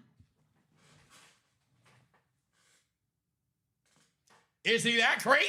Now, I don't agree with Sasuke, but me trying to tell this, and if I did this in a mid-job to you, go for it. But me doing all of that, chat, is just to showcase to you all, from his perspective, is he really doing anything that niggas wouldn't do? Like if you knew that it was an elder generation, literal elders that were the one to put your brother up to assassinate your entire fucking clan, would you hear anybody else telling you that you're wildin'? Just imagine you kill somebody that had anything to do with it. Let's say Ninja 242 had anything to do with it, and Naruto pulls up and goes, "You're wildin'." What Sasuke is supposed to go? "I'm wildin'." Nothing. You know what the fuck this guy, and fuck you too for defending him. So that's where I'm like, from Sasuke's point of view, why, to me personally, and maybe I didn't explain it properly because I didn't want to. Okay, before anyone says I don't know Naruto, I didn't want to explain the entire fucking plot of Naruto in one, like, you know, I'd be here all day. But like, genuinely speaking, I that's why I never like hated him, because I could understand from his point of view what's going on. Now, am I Sasuke did nothing wrong? Fuck no, that dude did several things wrong, man. Sasuke did a lot of wrong in the world. And I can understand if you are a hardcore team Naruto, especially team Kakashi. Hey, that nigga tripping, bro. That nigga tripping. But yeah, no, that's why I don't have this hatred for him personally. Now, I'm more than down to let's read some. Let's see how people feel about him, and then we got to go to the fraud stuff. But I wanted to give my standpoint just so you know where I'm coming from. And then let's piggyback off of what you guys submitted. I'm only gonna do TSO ones rather than searching viral tweets. But if you all seen a tweet out there that was crazy, let me know and I'll try to find it. So this is one that I did see go crazy, but granted, this is just from my community. But someone else went mad viral for this one, similar tweet. He pissed me off when he was talking shit to Kakashi. A lot of people were out there saying, yeah, bruh, you know what, Sasuke, I was with you until when you had those niggas pop back up in your life and you were on some shit where you were like, man. Again, from his point of view, I see it, but from my point of view, from your point of view, I'm in agreement with the camp that said, all right, Sasuke, bro, what the fuck? Like what? Like why are we beefing with Team 7, bro? Chill, man. Like, bro, it's their job to make sure you don't do what you about to do. Can we not, you know, kill Kakashi? Can we not have an itch to kill Kakashi? Can we have any level of, like, not remorse, but a level of nuance to the fact that, hey, you want revenge on the people that did Itachi wrong, and that does not equate to all the women, all the children, all the ninja in the leaf. Itachi would literally protect the leaf. at all costs. You know what I mean? So yeah, to the point where he tried to fucking get jutsu you. But yeah. So I agree with the masses here that this, I could see it being upsetting. It didn't upset me personally. Oh no, it did upset me. It didn't make me hate Sasuke, like hate him personally. But yeah, this one, yeah, I was like, damn, Sasuke, chill, bro. Kakashi didn't give a fuck. Nah, he did. This is screenshot. Mel, I saw you tag me. We're gonna get to what you said later on, but you got screenshot beta. Kakashi goes on to, he gets a little emotional here. Kakashi cared, Mel. Kakashi cared about little Sasuke, bro. He cared about little Sasuke, bro. Let's see what else you guys said. When he ain't confirmed the kill on Diddy Maru and left Kabuto alive, he just walked past Kabuto talking about move out my way in the Mickey Mouse wedding ring scene when he gave his wife a ring after they were married. By the way, only because people in jail were admiring her. I feel like that Sakura one, you buying too much stock into how we as humans and we were raised and all this other shit. But like how his life is and how your life, and like it's kind of like how I think people put Goku and Vegeta and certain things. Gang, this is an anime. Gang, this is a fucking anime. This is not something that like we can just take our upbringing and morals to and put it on to Sasuke. Sasuke ain't lived no normal ass life. But yeah, no, I mean the nigga's not even there for his family all the fucking time. And that's a thematic that they're working on. But I don't think he put the ring on just because people in jail were admiring her. I think he put the ring on just because he wanted to show that, hey, I don't show that I admire you the same way that you probably should be, considering that all these motherfuckers are doing that, but I feel this way and you actually feel this way about me too, type shit. So I think you got that message a little wrong there, or you're just being petty. Now, as far as the confirming the kill on Diddy Maru and leaving Kabuto alive, I mean, confirmed kill on Diddy Maru. You got a lot of people you hate if that dude don't die, and left Kabuto alive by just walking past him. I mean, it was a wrong decision, but to be fair, it's kind of like an insignificant thing. It's gonna sound crazy, but he didn't really like view him as a threat. It was on some shit like Kabuto, whatever. All right, Jesus keeps tagging me, bro. What's going on, man? You know I'm streaming, right? Okay, let's see. What's this? Is the VOD not in there or something? No, VOD's in there.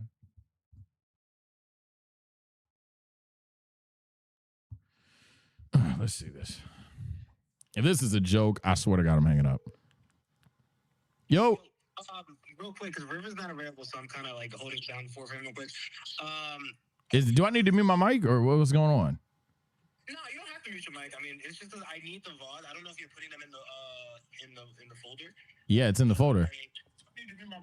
Oh, really? Okay, because I thought I made an oopsie on something, so that's why I was like making sure. The things I got it. Yeah, okay, it's all right. Yeah, I'm looking at it in the folder right now. Okay, really? Okay, so okay, cool. I'll let you know of anything else, but I appreciate you. Yeah, check the folder next time. All right. Bye, bro.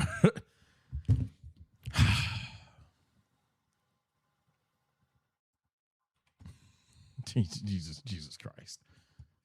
All right, my fault. Fuck. What was I saying, bro?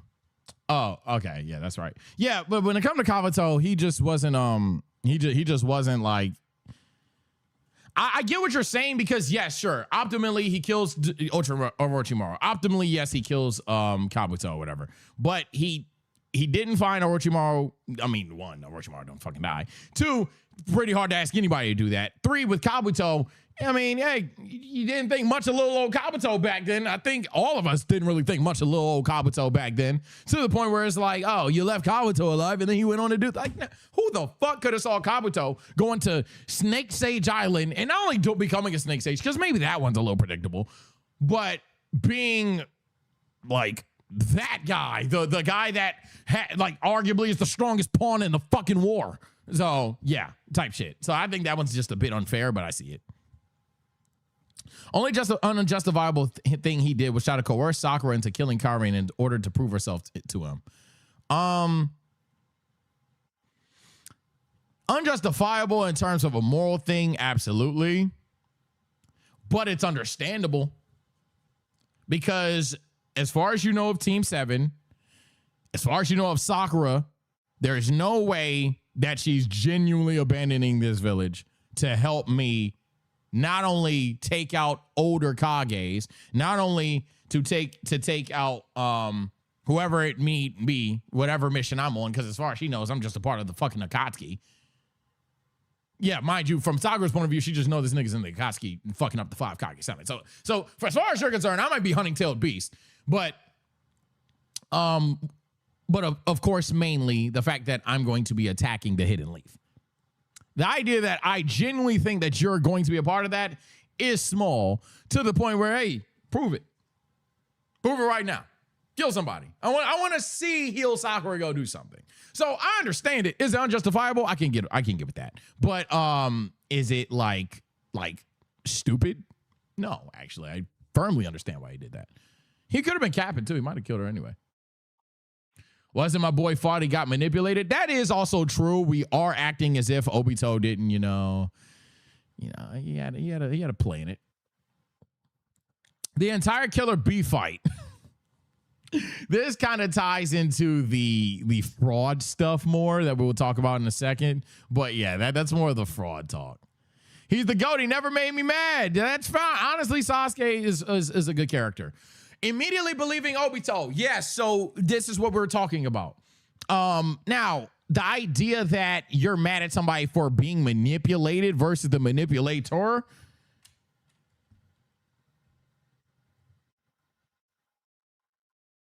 That's tough. But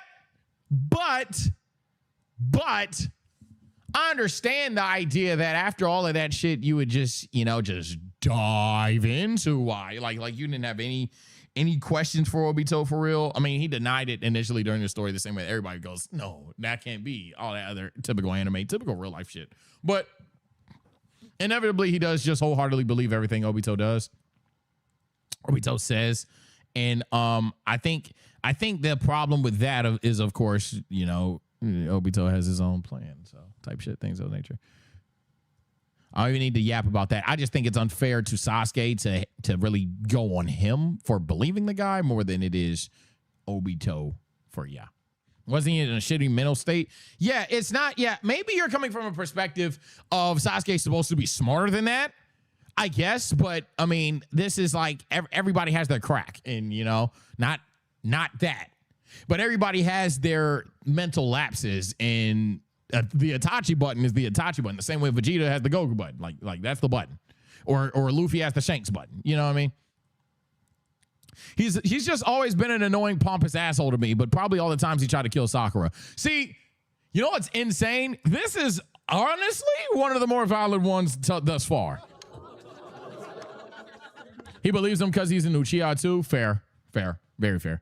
But yeah, this is one of the I don't know if I agree with that entirely, but it had a factor. Anyway, this is one of the more straightforward ones that's true.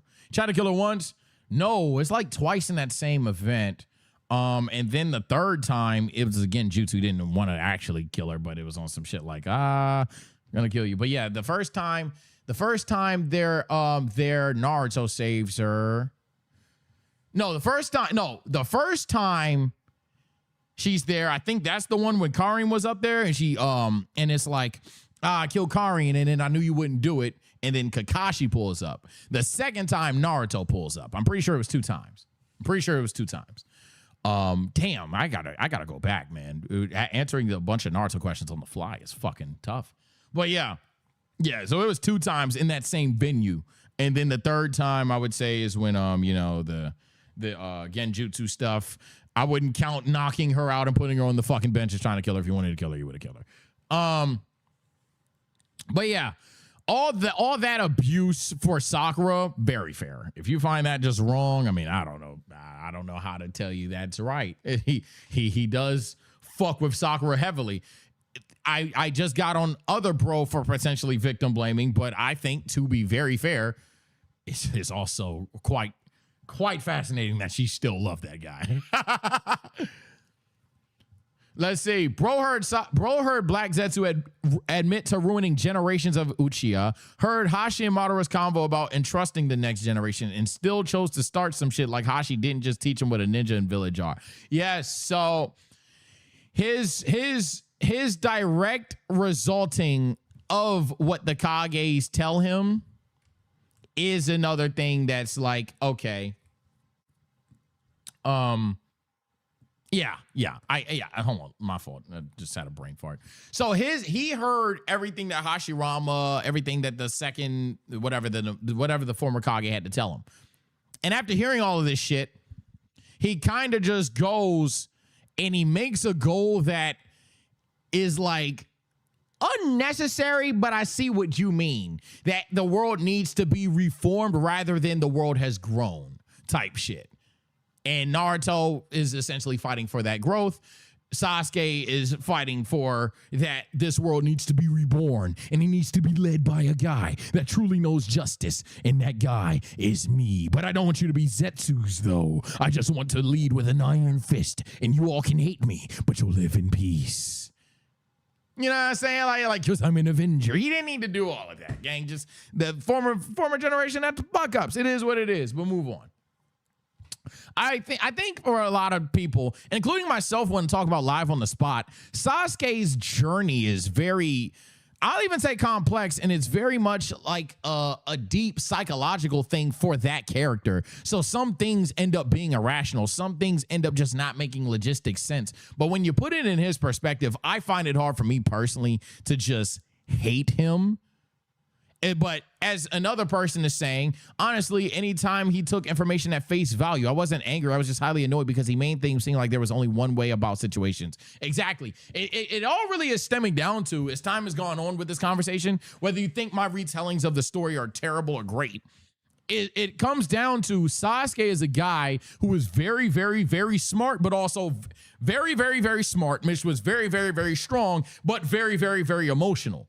So sometimes he's doing illogical things that he knows, and I wouldn't even say he's like OD an evil person, but there's a point in time where he just makes a habit out of killing people doing evil shit. But like I wouldn't even say ultimately at the fucking core. I mean, clearly Naruto brought it back out of him. He was never this OD evil person.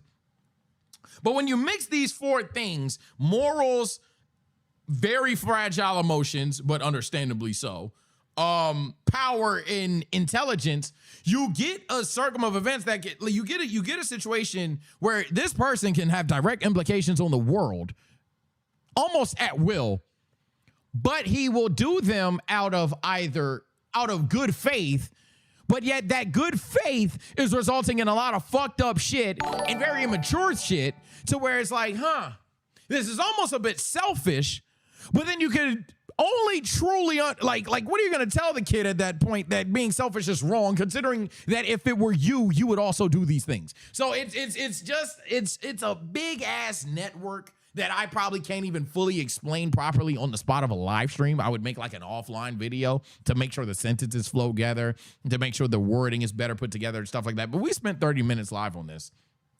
So I want to move on to the fraud allegations.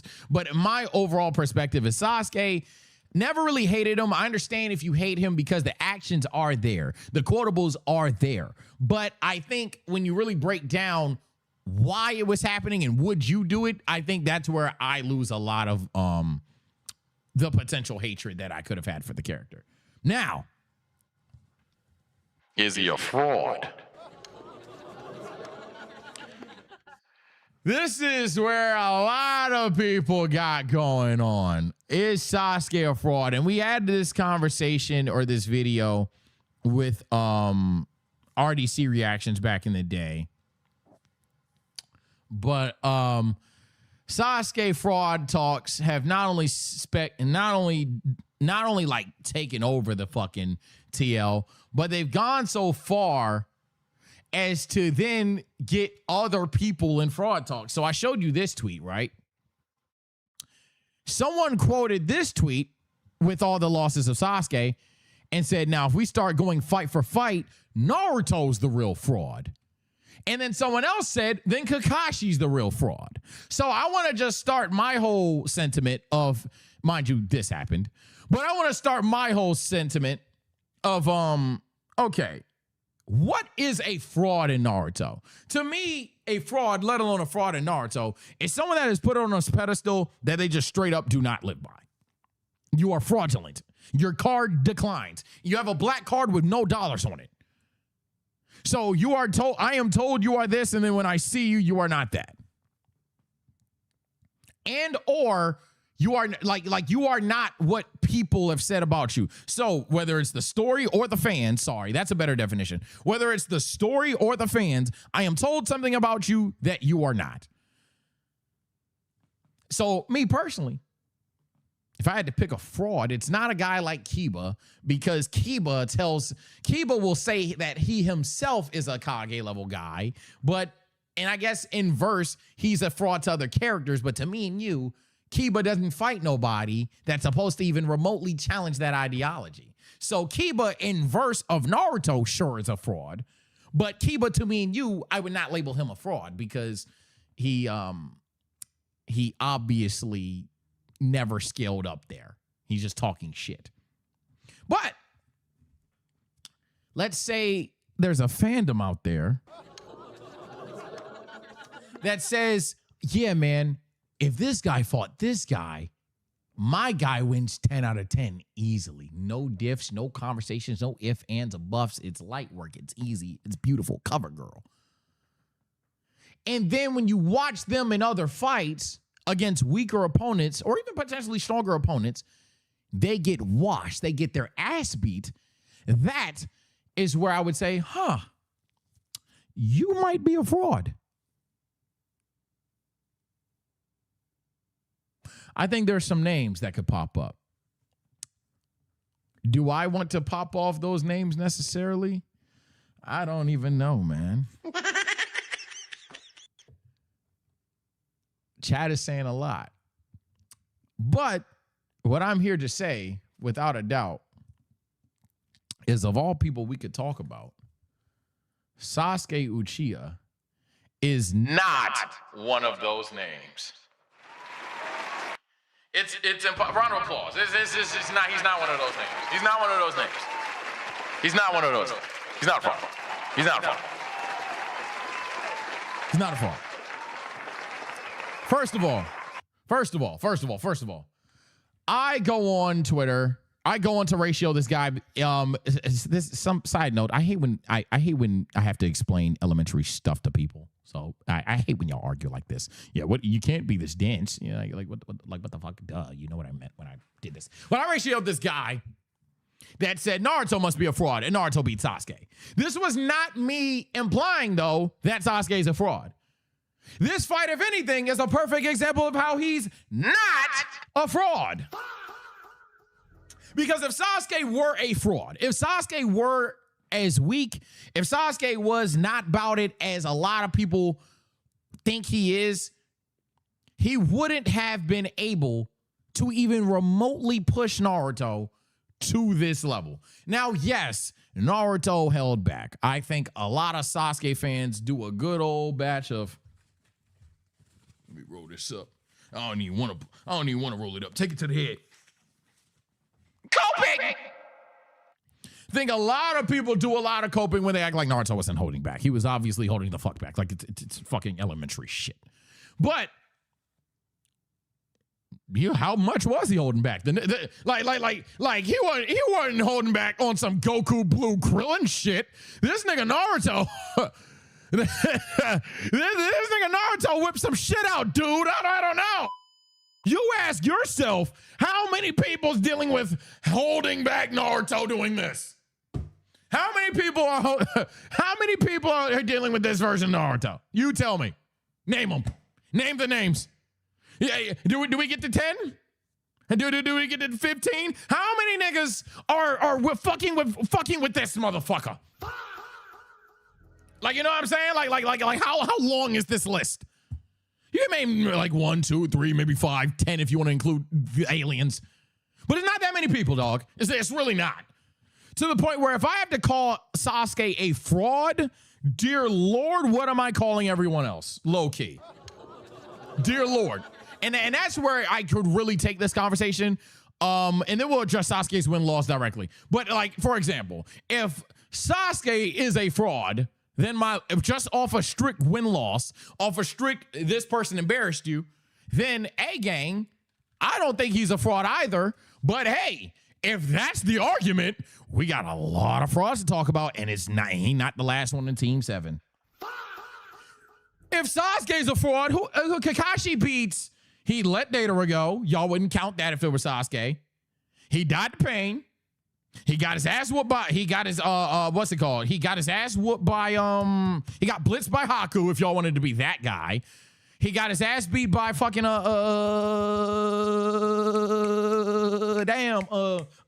fuck, who put the fucking mitts on this nigga? And I can't fucking think about it right now. Oh, Obito held back on him. That's the one I was fucking thinking of. Obito held back on him as well.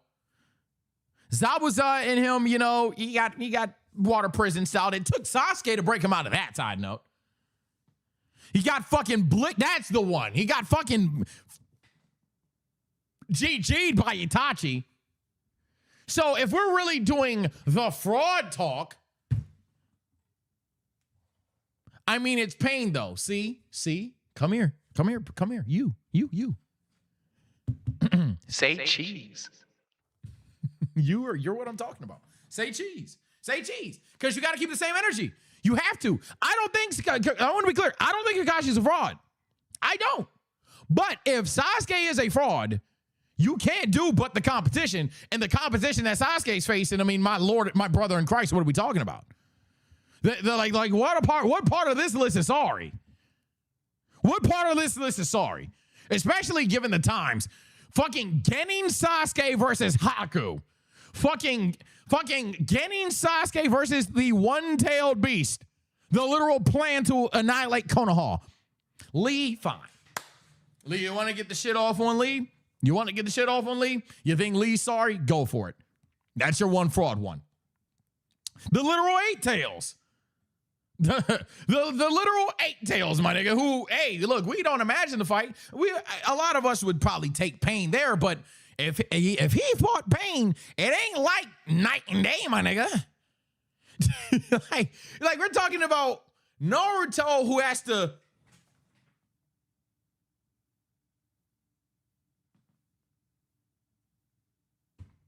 get Sage mode, somehow finding a way to beat pain.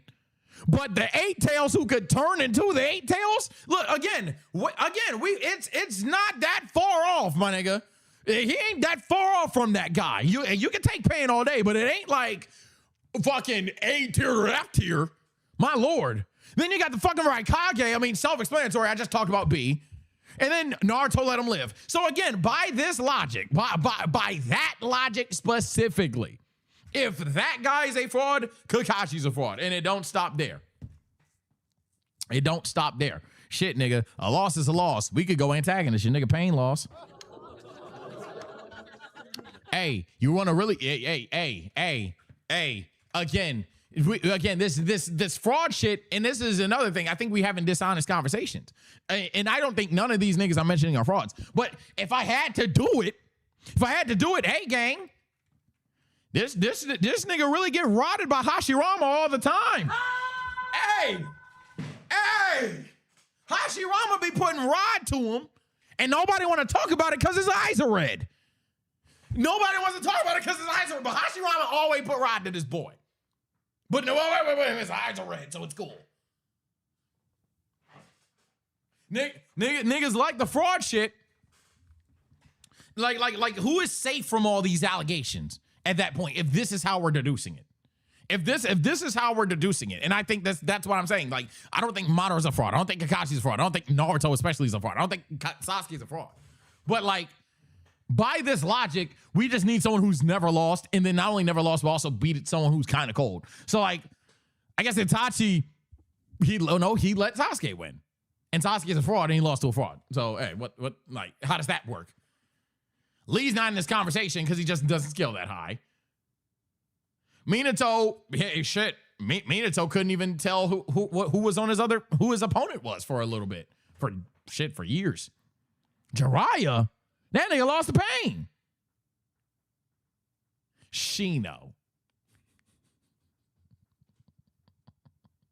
Well, hey, man, I just think that's a situation where you put Shino against fucking Madara. Go for it.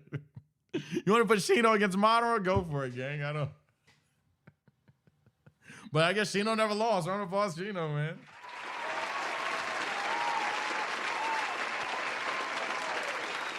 But that's where I come from personally.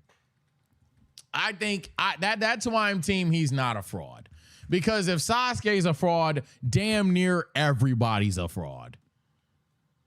Like literally, damn near everyone's a fraud.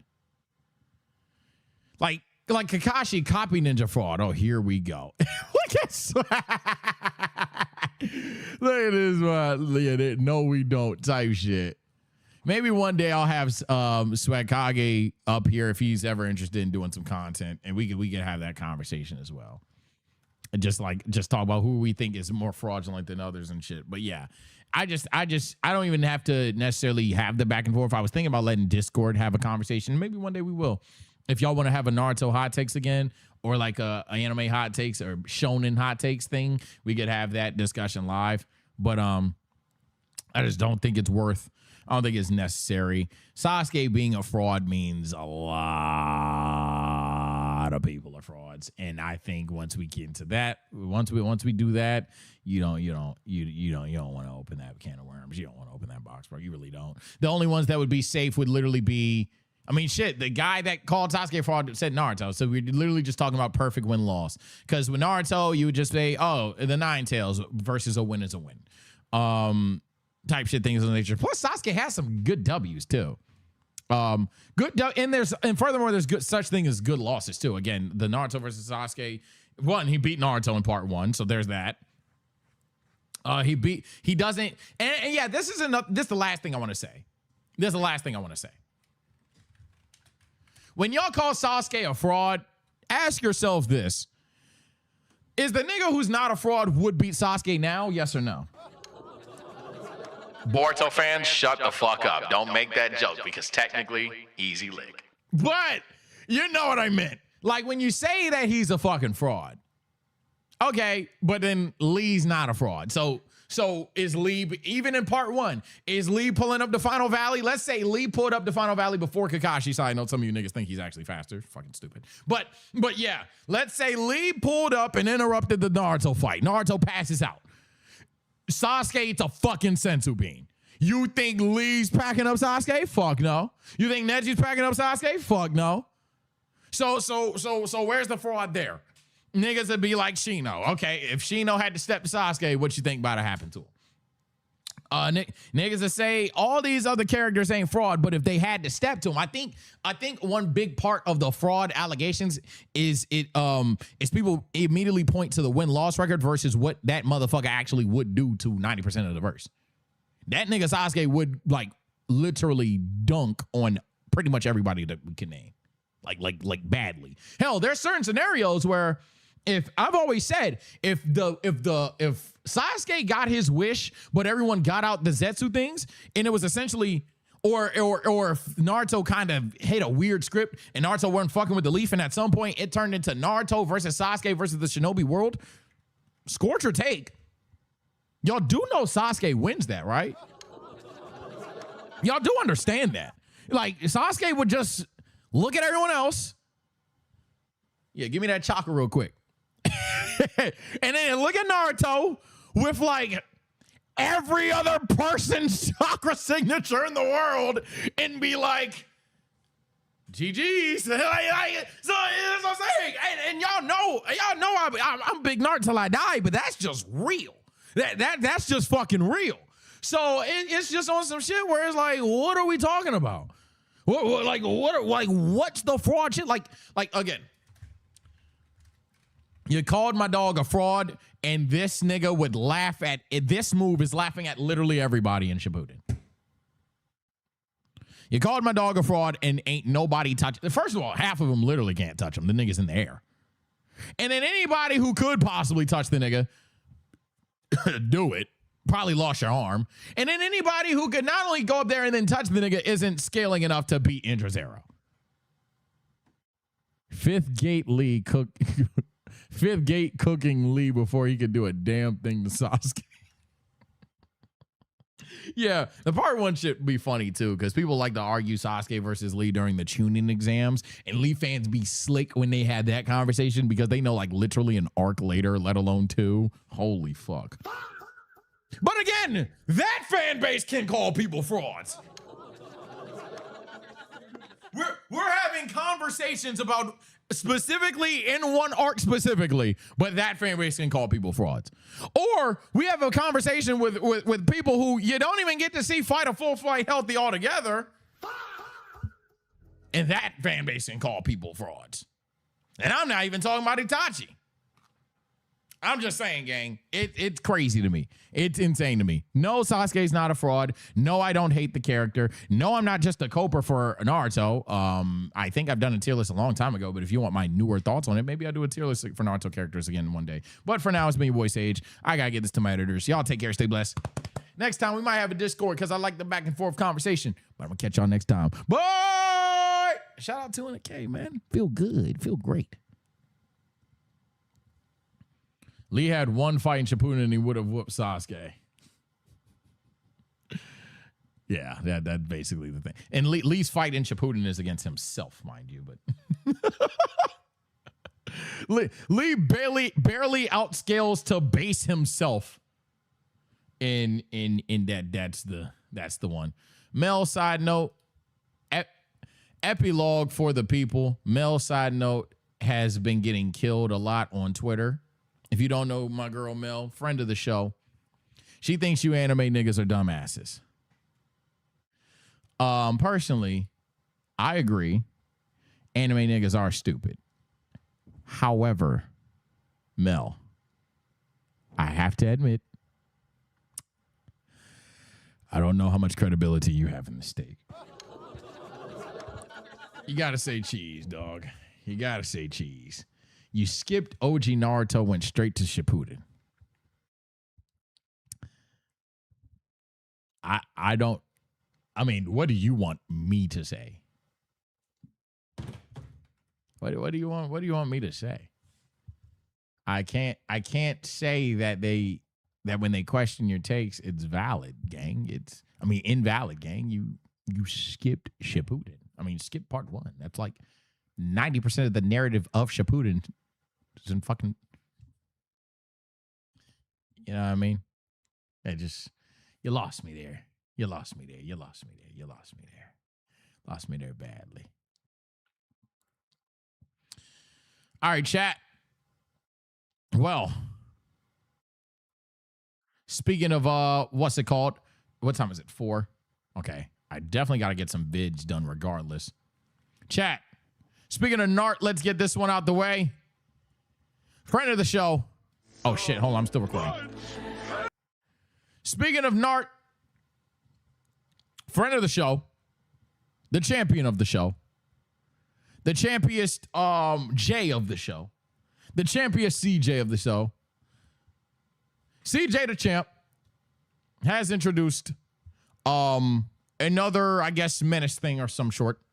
And he's here to talk about Pain, the shinobi who nuked the Hidden Leaf. So much pain! So much pain. Now, I want y'all to look exactly at this frame right here.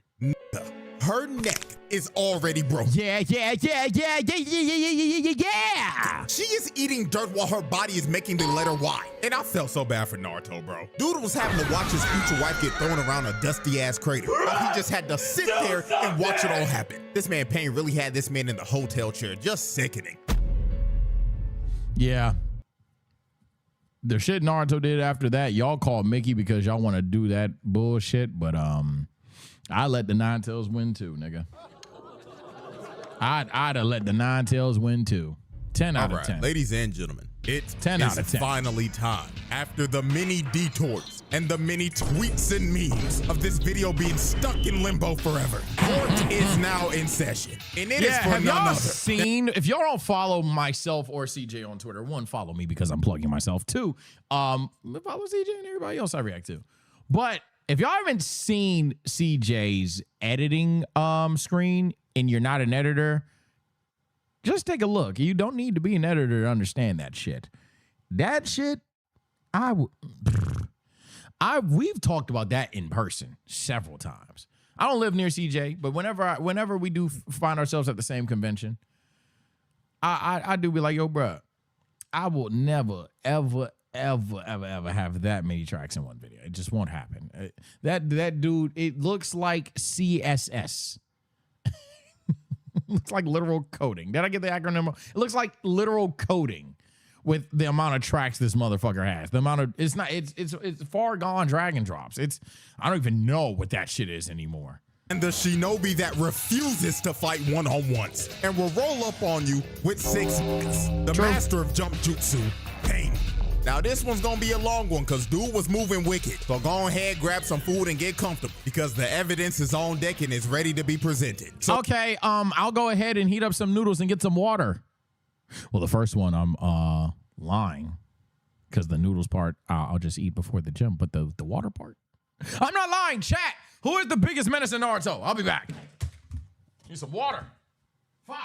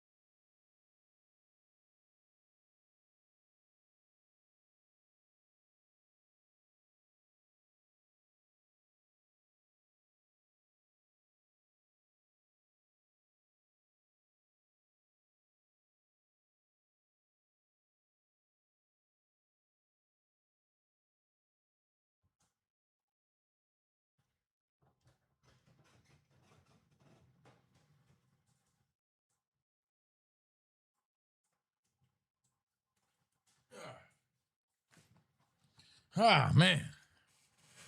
Whoo, I'm so fucking thirsty. Sorry, y'all. All right, let's do it. Without further ado, Exhibit A. Yeah! All right. Exhibit A, taking over the hidden reign and jumping a senior citizen. Ah, man. Let me let y'all in on a little secret real quick. JK. I actually seen some clip. I don't know if the guy's good guy or bad guy before y'all start, but I seen this clip of this streamer. He was in like Walmart or something. Seen this old lady. He cried on the way home or something because he was helping her out or some shit like that. Yeah, man, be kind to the elderly. But unless they got that old nigga swag though, old nigga swag niggas need to be punished. I don't want them to be harmed, but they need to see the sights of natural selection. You know what I'm talking about, bro. When they got that little bop to them, they be laughing at that fucked up ass shit. That old nigga swag. No. Natural selection, bro. They gotta live out their. They can't get away with this because they're old. But have respect for your elders, chat. This is obviously a bit. Anyway, play, bitch. Long to make this video specifically, I had to go back and watch my goat get jumped by 6 niggas. Like, it's 2026 and I still feel some type of way about this shit till this day. Like, bro, on the real, I did not want to watch this bullshit again. Having to watch my goat get. I'm being so serious. I've been rewatching Dragon Ball for the video. By the way, if you missed the 200K stream, here's the announcement. I'm doing a ranking every Dragon Ball fight ever, with a few exceptions that will be in the video because goddamn that video would be 6 hours and the first 2 you would not have fun. Anyway, I'm doing a video of re-ranking every Dragon Ball fight ever, and in the process of that, my algo at some point shifted to Naruto, and somehow, some way, it was Shippuden, and it was a moment in time during this arc, and I ended up seeing a good portion of this fight again. It's pretty fucked what happened to him, man. Slimed out by 6 fucking emo niggas. Like, fuck off. Skin and bones ass nigga didn't even give him the respect of a one-on-one. Now, before I have to go through the pain of commentating my goat getting jumped, there is a massive atrocity that Pain committed before this. So let's go ahead and break this down real quick. Now, if you watch my Danzo video, I've already basically went over how Nagato ended up becoming Pain. But if you need a little refresher real quick, Danzo... Yeah, I don't think I saw your Danzo video. We're watching Pain now, though, type shit. But yeah, give me a little refresher. Maybe next time on Dragon Ball Z we get Danzo. Or did I already see Danzo? I don't know. I react to a lot of things. In Hanzo basically set this nigga up, leading to the entire original Akatsuki getting squad wiped and Nagato tweaking out and adopting the Pain persona. Yes. Now, after he was set up and his whole crew got slimed out, Nagato made sure that he was going to get his revenge by any means necessary. Cough during drinking so the water. on one fateful day, Pain pulled up to Hanzo's compound and killed every single guard that was in there protecting this man. Man came in here and cleaned house, left piles of bodies. Okay. Old boy right here in the back got his ass beat so bad he got left in prime back shots position. Then he threw Hanzo into the wall like the piece of trash that he was. And in never cared about Hanzo, despite the Mifune. I never really gave a shit about Hanzo. I don't know. Hanzo's last moments, bro started begging for his life. But in that scene of the boys is insane. Pain stared him dead into his soul and told him, "Are we serious right now, my nigga? You dare beg for your life after you slimed out all my niggas and made me kill my best friend, my brother, the nigga body I'm using right now to body your ass. And you talking about, please don't kill me, after you sold us out to that fucking fraud Danzo, when all we wanted was peace." Wait, hold on, nigga. I wanted peace too. That motherfucking fraud set me up too. Motherfucker, you should have thought of that before you sided with that dumbass nigga. Wait, hold on, twin. Please don't. Yes. Fuck him. Pain straight up spun back for his whole crew and boomed Hanzo along with all his other guards and shit. But Pain didn't stop there. No, he did not. Oh no, because he made sure that nobody else would oppose him or his ideals. Yeah. So he decided to wipe out Hanzo's entire bloodline. Yeah. He went after his parents, his wife, his child, his relatives, his friends, and even their infants, and wiped them all off the map. Dude straight up eradicated his entire clan and completed a whole I forgot he did that. You got me there. I forgot he did that. Stall takeover of the entirety of Amegakure. Now, we've sadly reached the second part of this exhibit, and it is, of course, my goat getting jumped. Now let's go ahead and set the record straight. When it was just a 1v1, when it was just Jiraiya versus the Animal Path, he was cooking that nigga shit. Every single summon he pulled out, Jiraiya boomed it. Oversized Mr. Krabs, boom. Demon Cerberus dogs, boom. The Brazen Boom, boom. And mutated chameleon chimera on steroids. Kaboom, nigga! This fight was actually manageable until Pain stopped playing fair and said, "I have to admit, Jiraiya-sensei, when it comes to one-on-one combat, you are superior.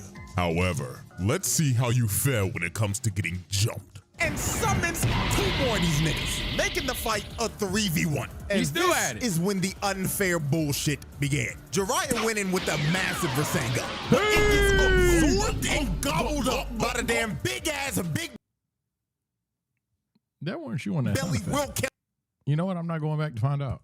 Built ass Pain. Then he got behind the human path and tried to punch him, but he blocks his attack without even looking at him. Then he tried to attack the animal path, but Pain summons a massive armored panda to block Jiraiya's sharp-ass porcupine hair. So after he tried to attack all 3 of them head-on but couldn't even land a hit, Jiraiya was like, "Bump this twin, I'm out." So he leaves and escapes through the pipes. Now this sequence right here is when Jiraiya showed us how elite of a ninja he was. Because he pulls off one of the greatest plays of all time. He got Ma and Pa to make sound waves to lure the Pains over to him. So while they were running at him, he had a shadow clone come out of the wall and shoot a fire style attack directly at Will Kelly's fat ass to distract him. So while old boy was enjoying the all-you-can-eat chakra buffet, the other 2 were still running at him. So he shoots out another fire style attack to make them dodge. But when the human pad tried to land on the roof, he got stuck in a pile of goo and couldn't move. So then the animal path was left all alone in a 1v1. And when bro was finally isolated from his other niggas, he was straight cookies. Cause Jiraiya kicks him in his chest and makes his body ragdoll across the hallway. Then he trapped all 3 of them in a genjutsu. And this shit, man. This shit was cinema. It was, again, this fight just gets so sad because he really was fucking boxing and then just No. Had them locked in here. He stabbed all three of them and immobilized them, clutching the 3v1. This is a prime example of why this nigga's my go. He took But hold on, chat, because we just got done talking about Sasuke being a fraud. You see how is Jiraiya a fraud for this? You see how you see this right here. So we see somebody not only win a 1v1, but then win a 3v1, and then turns out there's 3 more. He's a fraud now. You know what I'm saying? It's just crazy. That's just, hey, you niggas be throwing that word around. We need to have a video who's actually a fraud and who's not. Winnable 3v1 and turned it around into his favor. And he theoretically Can we not with Sasuke now? I can talk about whatever the fuck I want to.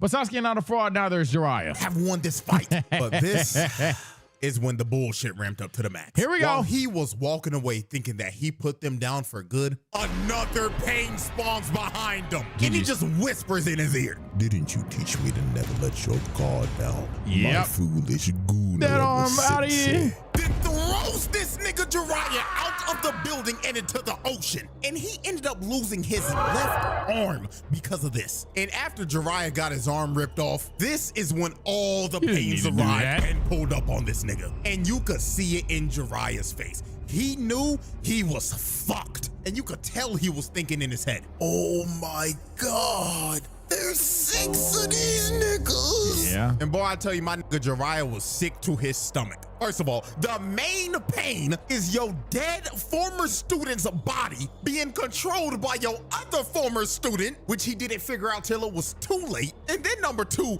all 6 of these niggas had renegons? Yep. Like, excuse me, nigga? Like, this generally had bruh shook. And while Jiraiya was thinking, what the hell is going on? Pain was up here just looking at him and telling him, yes, Jiraiya sensei. Your eyes do not deceive you. This shit There wrong. are indeed 6 of us standing before you, and we are the embodiment of pain.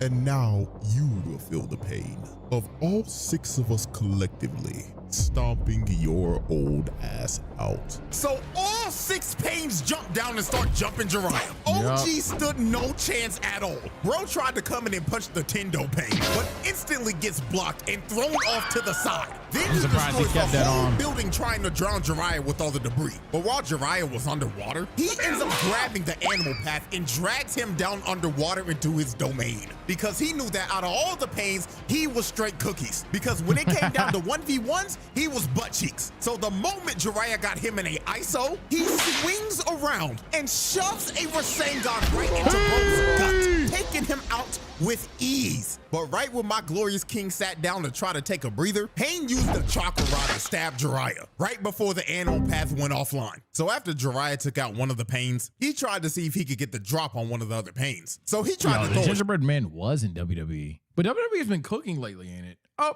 side note, there was news on Twitter that I meant to mention in the Twitter Yap video. Yeah, hold on, I'm just gonna scar y'all, not talk about it, and move on. Hey, chat, wrestling fans. Your boy left. Anyway. Shuriken at the bald one, but he ducks and Jiraiya ends up bricking. Then the remaining 5 pains surrounded him. And this is when it all clicked for Jiraiya. Because when he started to look at all of them, he finally realized, oh my God, I've encountered every single one of these niggas before. And the moment Jiraiya finally put the puzzle pieces together and figured out who bro exactly is, the bald nigga comes out of the water and crushes his throat. Then all 5 of them came down. That nigga literally seen the light bulb go on and say, yeah, we gotta kill this nigga now. Stab Jiraiya to death. So with the last bit of HP, Jiraiya, that's one of the memes that I don't know what it is. It always makes me laugh a little bit. He had to make sure that everyone knew the bullshit that he encountered this day. So he wrote on the back of Paul's back, and it basically said, Naruto, Pain is not one man. He is 6 niggas in Naruto, Pain is not one man. He is, he's reading it. Hold on. Also, delete my browser history, twin. I can't have Tsunade seeing that shit. And right after Jiraiya wrote his last message, Pain shoots a rocket fist at him and blows up the greatest gooner to ever do it. And he sinks to the bottom of the ocean and dies after getting hoed by 6 niggas. Mind you, this is all Exhibit A, and it took 10 minutes. Jesus Christ, Pain. Exhibit B. Still his picture. Alrighty, ladies and gentlemen. Exhibit B. Invading the hidden leaf. Yeah. Now, this exhibit right here is going to easily He didn't even do anything like, well, he did something cool, but he didn't do anything cool in terms of like, hey, my name's Pain, or hey, I'm at the ramen shop. Oh shit, is that Pain? Like, no, he just pulled up and did it. Like, Orochimaru snuck in, Itachi snuck in, Kisame snuck in. Like, where was the sneak?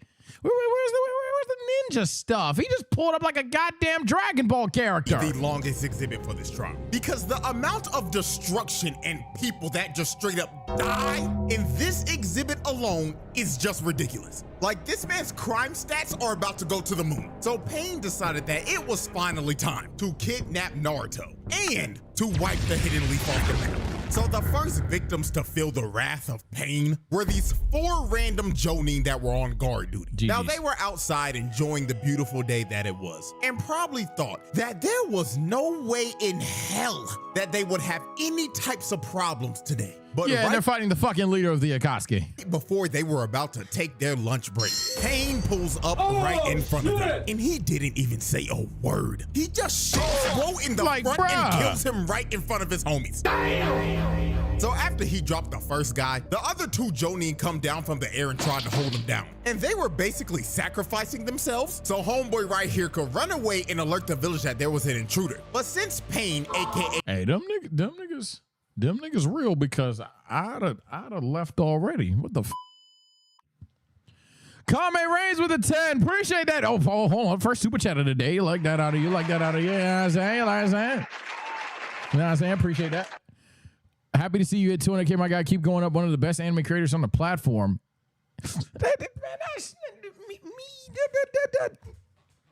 That's cap, man. Oh, shucks, man. That ain't true.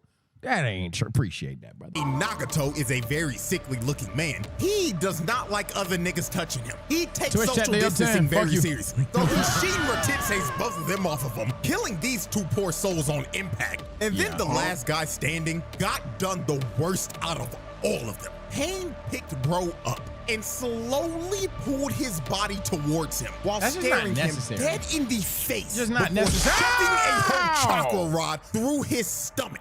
And with that, these 4 unlucky poor souls were the first of many victims of Pain's massacre. They didn't even get like, and not saying I would rather die this way, but they didn't even get like the soul snatch shit, like a summoning to do it. They nigga, you had to send the final boss on them, bro.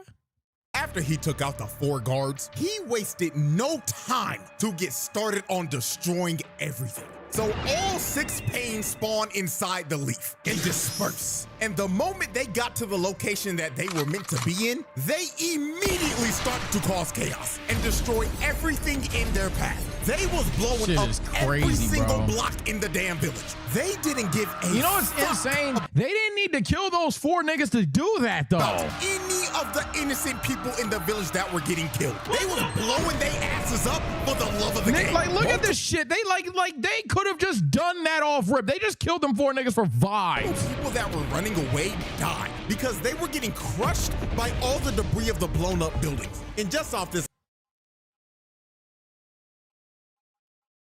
crushed by all the debris of the blown up buildings.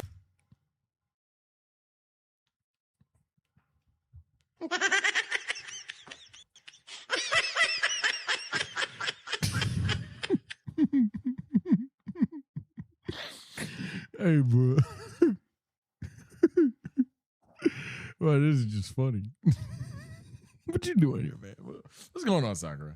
Sakura, what's the plan?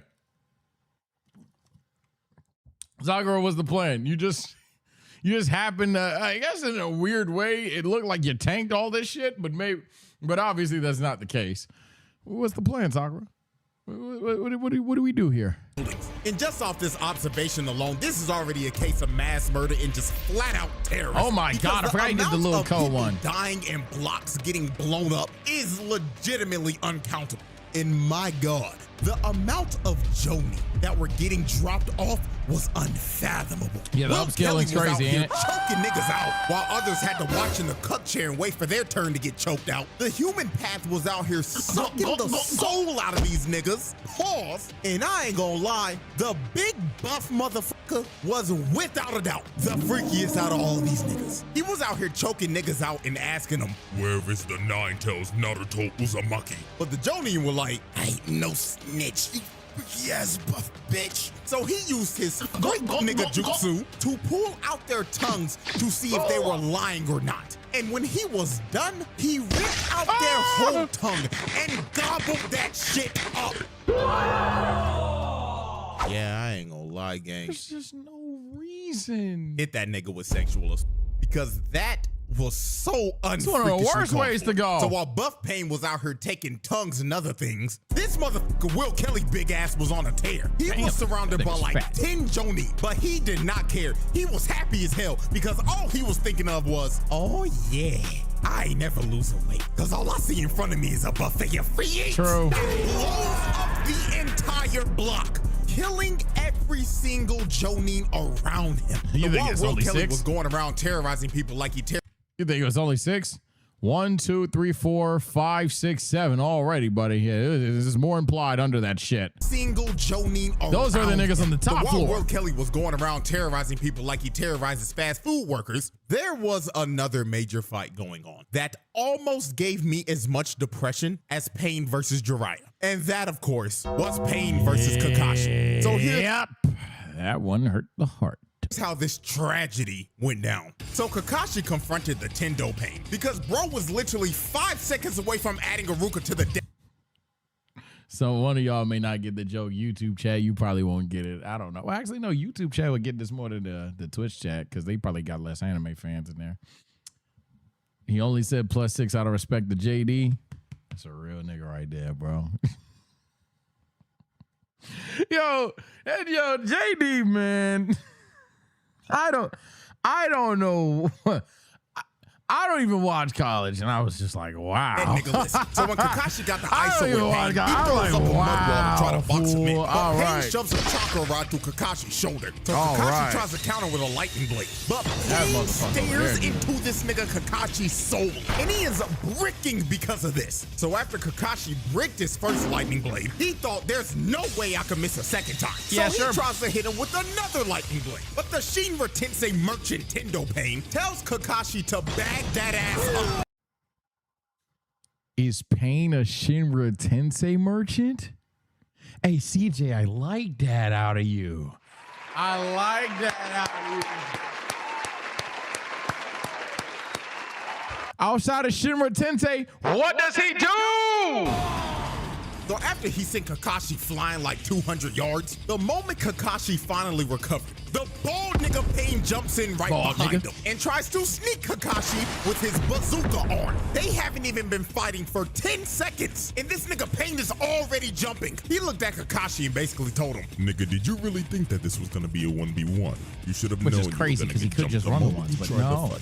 So the bold Pain's body starts to morph, and he ends up mutating into a form with 6 arms and 3 faces. So Pain starts to pull Kakashi towards the bald nigga. Now, while he was getting pulled, Kakashi tried to use a chain to stop his body moving, but Pain just looked at Kakashi trying to save himself like, "That don't work." GG's.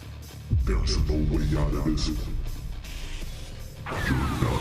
So he starts to pull him even harder, and he ends up taking a blade to the gut. Now, thank God this was a shadow clone, because if Kakashi went out like that, niggas will be questioning his legacy. So after he faked out Pain, Niggas are questioning his legacy right now, which is kind of fucked, but yeah. the bald nigga ends up getting crushed by Choza and Choji. And now Pain was about to get a taste of his own medicine, because this man was about to get jumped by Kakashi, Choza, Choji, and the rest of Choza's squad. Well, look, man, when we say get jumped, well, who though? You know what? Nah, I fuck with Choji. Let me not even do that. Let me not even do that. But like, we gotta work on who we jumping niggas with. Everybody gotta be a little demon. Even though Pain was about to get jumped, the master of jump like jitsu. you see that right there? Yujika, you see Nanami, yeah, for sure. Knew exactly how to counter this shit. So he ran directly at everybody and let all of the no-name background characters spam. See what I mean? Like, we don't know these they were niggas, done bro. throwing every projectile at him, Pain assessed his situation and knew he had everybody lined up for a fat ult. So this nigga uses his ult and says, Shinra Tensei. You have to play Marvel Rivals on PC. You gotta do that one day. And this attack took out every single no-name bum that tried to land a attack on this man. So after he one-shotted all the background characters, Kakashi tried to get the jump on Pain from the ground. But the Shinra Tensei merchant blasts him off of him again and sends Kakashi down to the ground. So Pain you gonna keep calling my dog that, bro? Kakashi while he was stunned. But Choji and Choza come in from the side and try to hit Pain my with a fault. double Sonic and spin Knuckles. dash. Shadow But Knuckles, Pain more like it. counters them both and spams Shinra Tensei once again to get them off of him. But after Pain used his jutsu, they actually ended up trapping this man. This is where, okay. So we need to take the Obito strat here.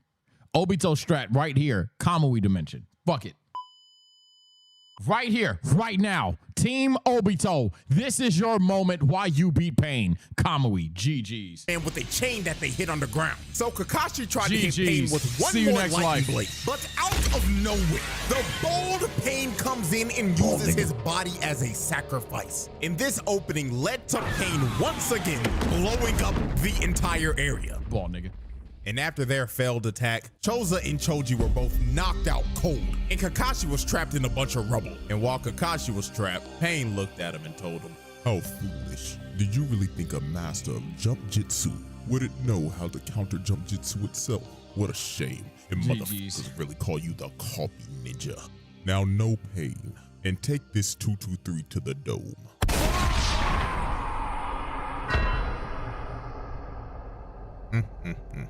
Damn shame. Now, Kakashi actually didn't die from the headshot because he used Kamui to bail him out. Kakashi actually died when he had to use Kamui again to bail Choji out when he was running from his life from a bazooka. But at the end of the day, it doesn't change a thing. Yeah, that's the fuck part. Kakashi ain't go out too sorry, but he had to, Pain what it did. took my boy Kakashi off the map. Bro, boomed two of my favorite characters in the most nonchalant way possible. So after Pain killed... at this moment, bro, you kind of feel like Sakura.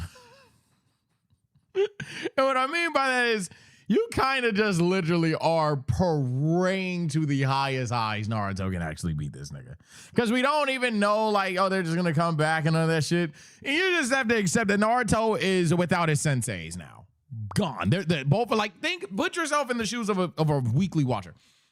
Naruto senseis are gone. Fuck them. They're out of here. They won't be missed. And now you're just like, man, I can't even cope with that because he's still here. You know what I mean?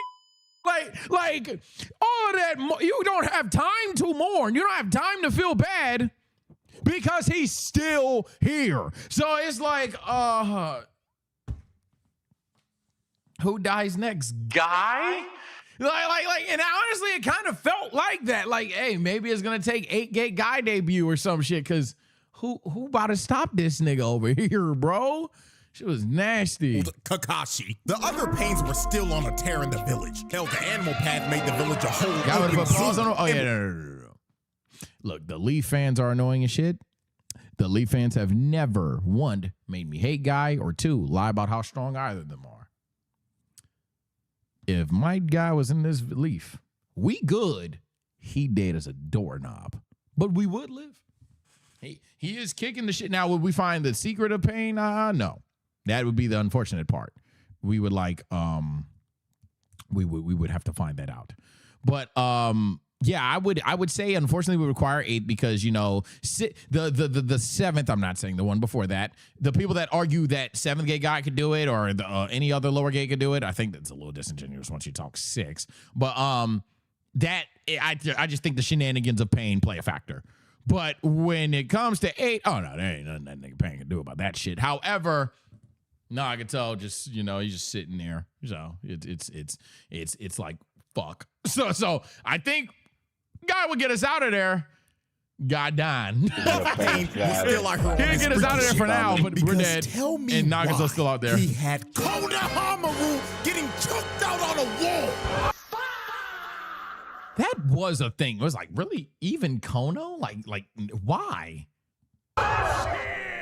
This nigga had a child getting choked out and about to get his tongue ripped out right before our eyes. I mean, I don't hate Lee. My chat hates Lee. I don't hate Lee. I feel like a lot of people think I do. I hate Lee fans. I hate Shisui fans. But I don't hate Lee and or Shisui. I just think their fans are stupid, so I like trolling their fans. But I don't hate them.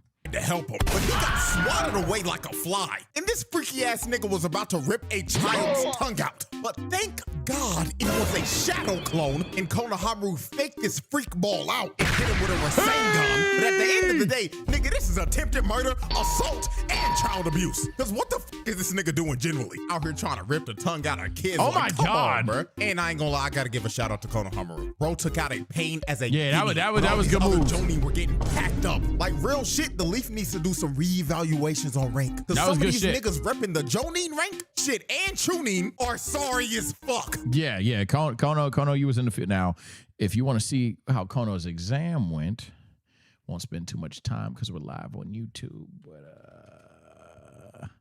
you want to see Kono's exam? Don't worry, chat. I got you.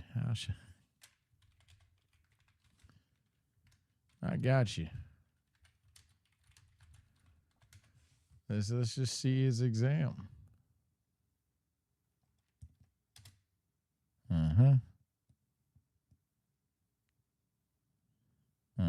Let's do it. Here we go. Choice I just had. Amaru. Opponent. That's right. That's the spirit.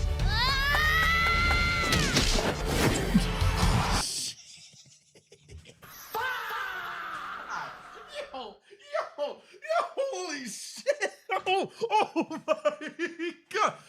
my God. Yeah, we don't need to see anything else. We don't need to see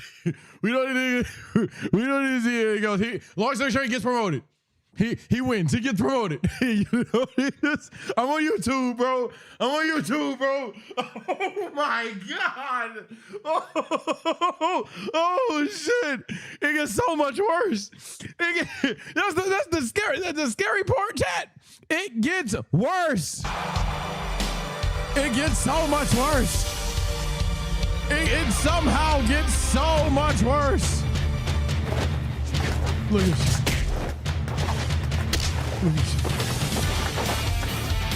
Fuck you.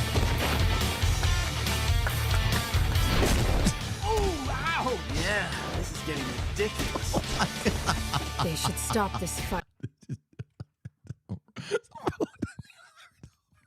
I actually don't know how they passed the exams. I'm being so serious right now. Like, generally how? So while the chaos continued, Pain's next move was just straight up wicked. Shizune, Ino, and her dad were huddled up and discussing tactics and thought they were in a safe area until Pain jumps down on them and drops a whole grenade.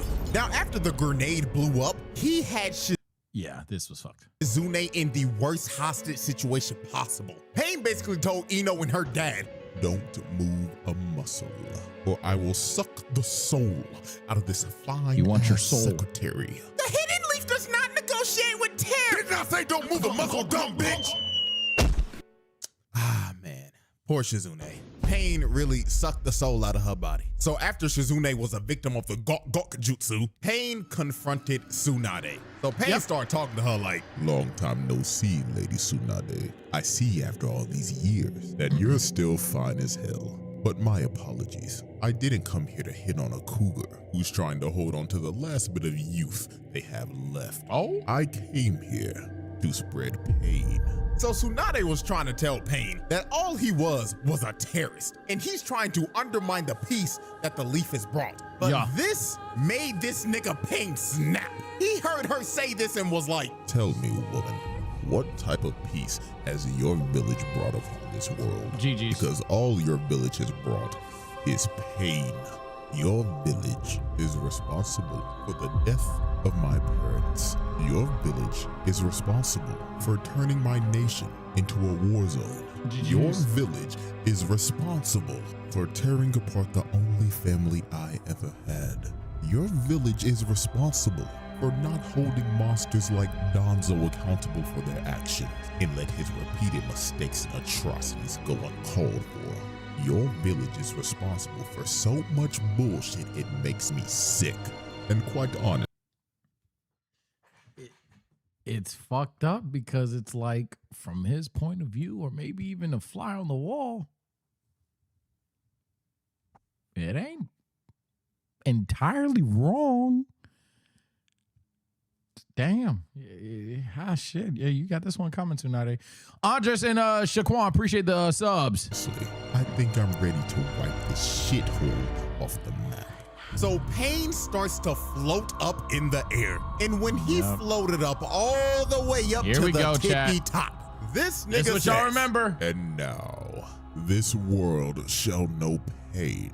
So this nigga Pain ends up committing one of the worst crimes a character has committed in a trial. This nigga proudly said, with all of his heart, Shinra Tensei, and blows this entire bitch up. This man turned the entire village. She called the nigga a terrorist and he proved it. Into a crater, a fishbowl. Nigga straight up nuked this bitch and made every single villager of the Leaf experience true pain. That shit right there, and we not even at C, bro. Ladies and gentlemen, oh my we God. have reached our final exhibit, and it is without a doubt one of the most foul exhibits of all time. Exhibit C, animal abuse and beating a man's future wife to death. So after Pain nuked the Leaf, Naruto finally pulled up with one of the coldest intros of all time. My goat. Naruto hit this pose before being summoned and probably thought, oh yeah, when I pull up, everybody Naruto gonna be into a like, rage damn cameo." Naruto, you cold as hell. Just for this man to pull up and realize that the whole You know what's village— insane though?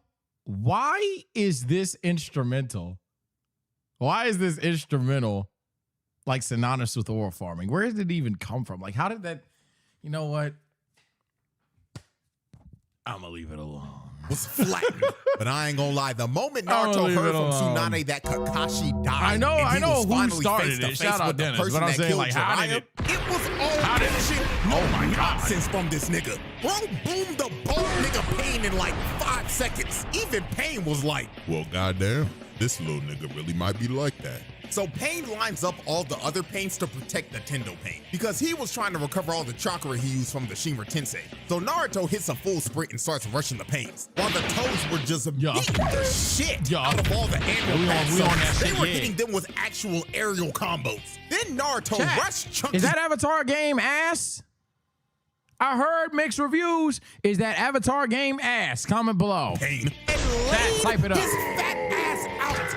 So after Naruto knocked out Mr. All-You-Can-Eat, Naruto chucked a Rasen Shuriken at him and one-shotted the human path. Straight up shredded his ass. So after he turned the human path into ground beef, the next Pain he went after was, of course, the sorry-ass animal path. Because just like when Jiraiya went against it, this nigga is absolute garbage in a one-on-one confrontation. Right. So Naruto got Gamakichi to straight up eat Shorty and trap her in his mouth with Naruto just waiting in there for it. So Naruto starts piecing her up because she can't see shit. He gives her a double Rasengan, taking the animal path offline for good. No offense to Jiraiya, because we sliding back for you right now, but my dog could have come back to the Leaf like this. I'm just saying, man.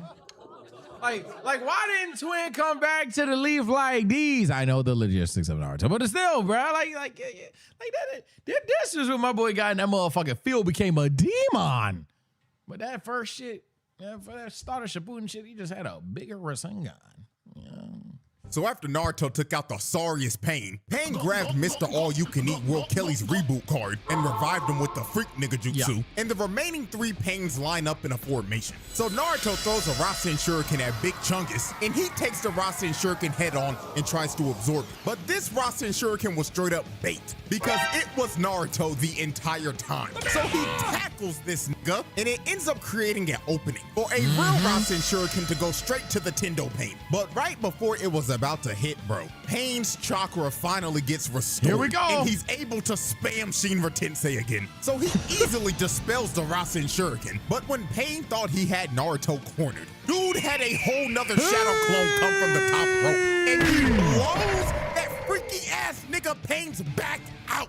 Look at his face. See, look, it could be the same jutsus Jiraiya had, but hey, I ain't gonna lie. Look, niggas like to say Naruto's bag is a little, first of all, fight like this showing me something different. But two, and I guess this is a scorcher take, you can just name the checklist all you want. The shit this nigga can do with the limited bag, nigga, holy shit. This nigga's in the dump. We're seeing a highlight reel via CJ the Champ. No offense to him. It is just like nigga, this is a highlight reel version of the shit. Let alone what's actually in the fucking show. Unpaused, all that extra shit. Man, this nigga got a bag, boy. Death, this nigga still looks like a freak. Bro, cheesing like a motherfucker, and his eyes are rolled back. So after Freaky Pain got his fantasy fulfilled of getting his back blown out, Naruto tries to take out Pain right here. But since Pain got his powers restored, he got back to immediately spamming Shinra Tensei. So he blasted Naruto off of him. Then after he sent Naruto flying, Yamaguchi and the Toes try to jump him, but Pain flies up right in the middle of all three of them and uses his anti-jump jutsu. So he spams his ult once again. He sent these damn toes flying. Nigga, they got flung out of the if you play Rivals, who these, bro? Who's just the one move merchant in Rivals, bro? Not gonna lie, gang. I tried to pick that game up. Apparently, they said season bad. I'm trying to get back to it. Just casually threw giant toes like they were nothing. So after he flung the toes all the way out of the Leaf's borders, Pain pulls Naruto towards him, and Chunky Boy gives him a punch to the gut and puts him in a headlock. And he starts to wait. This is a deadly jutsu. The full Nelson jutsu. So it's not necessarily good for main characters either. Absorb all of Naruto's Sage Chakra. But this was a massive mistake made by Pain, because Mr. All-You-Can-Eat ended up absorbing too much of his Sage Chakra. And this ended up leading up to him turning into a bullfrog and being petrified and turning into stone. So Naruto ended up breaking free, and he finally had the ISO with the Tendo Pain. But the moment this fight was about to turn into a one-on-one, Pain decided to play dirty. This nigga universal pulls paw towards him and stabs this old-ass frog nigga to death. This man murdered the old geezer frog. That was fucked even a replay, and I knew that was next. Kebab. Then he pulled Naruto towards him, choked this nigga, then slammed him in the ground head first. And to make sure he didn't move anymore, he used a chakra rod and shoved it through both of his hands. So after Pain pinned Naruto down, Pain gave Naruto a nasty reality check. Yep, here we go. Naruto was yelling at this nigga and telling him that he shouldn't be yapping about peace and justice because he blew up his village and killed a bunch of his friends. But then Pain told Naruto, okay, then little nigga, let me ask you this. Here we go. What about my family? What about my friends? What about my village? They all suffered the same that your village has suffered. And it was done by your people. Yes, the Leaf, the niggas you be hanging with, fucked my entire life up. So all I'm doing is spinning back for my people and for the pain that your village has caused me. And now that I've made you experience pain, you now hate me. So answer this question for me, little nigga. Okay. How would you stop this cycle of hatred? Forgive. Forgive and forget. Shit, I don't know. That is exactly what the fuck I thought. So after Pain lectured Naruto about peace, he straight up stabbed Naruto with 6 more chakra rods to just pin him down like a dog. And while Naruto was pinned down, Mama Toad was yelling at this nigga Naruto, telling him to get up like, get up, young whippersnapper. It's hard to get up with the chakra rods and don't let this heathen pin you down. Do you hear me, boy? Wake your ass up. Oh, sweet Jesus. Noisy ass old bitch, shut the fuck up. So after Pain brutally assaulted a old lady, we are now set to observe one of the most brutal ref do something ass whoopings of all time. And most of y'all should know exactly what this is. Pain versus Hinata.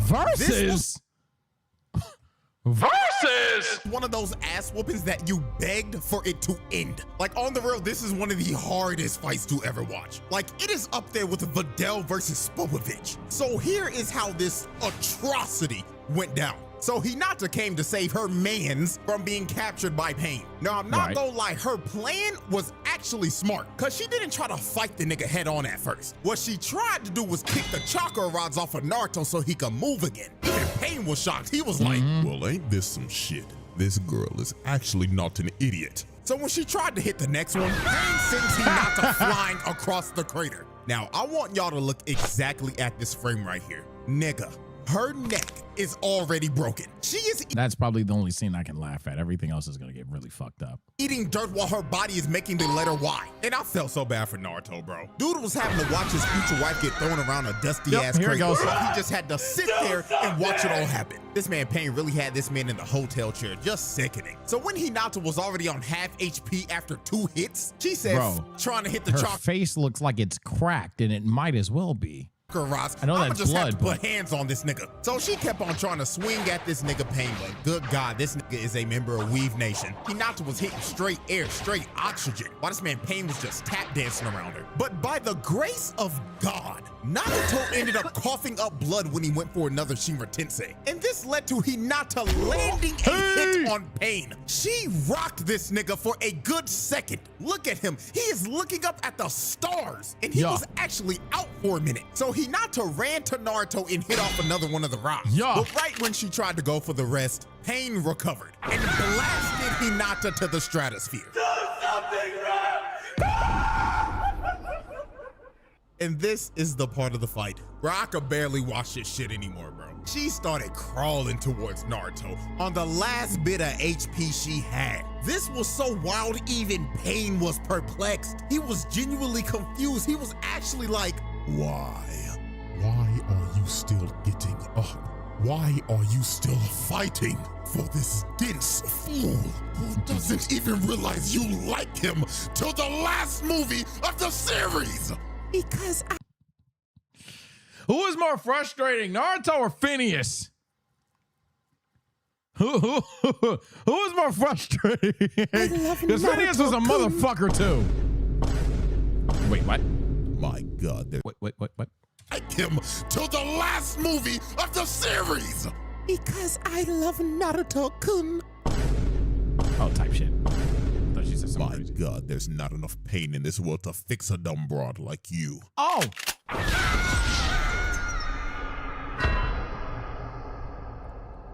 Oh, Lord have mercy. Pain really tried to send Hinata back to the lobby, bro. Now, I'm gonna be so real. I don't know how the fuck she survived this. Nobody the plot armor knows. she had right here was diamond. But Pain really used Hinata to mentally torture Naruto. So after he completely destroyed Hinata, Naruto straight up crashed the fuck out and immediately went to 4 tails off the rip. That seal that Yamato put on, bye-bye. That shit got thrown out the window. But Pain did not back down from this. He wanted this fight all Pain along. wasn't pussy here. I say that. Earthbending and throwing a bunch of rocks at him. But Pain was like, let me show you. Shinra Tensei spammer. Yeah, this is where he tries to beat those alligators. He weren't pussy right here. My moves, nigga. Let me show you how we get down in the hidden rain. So he started hitting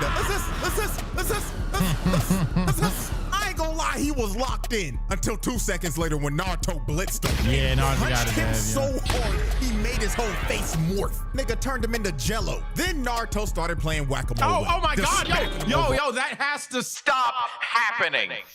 That has to stop, bro. It has to stop. It has to stop. It has to end.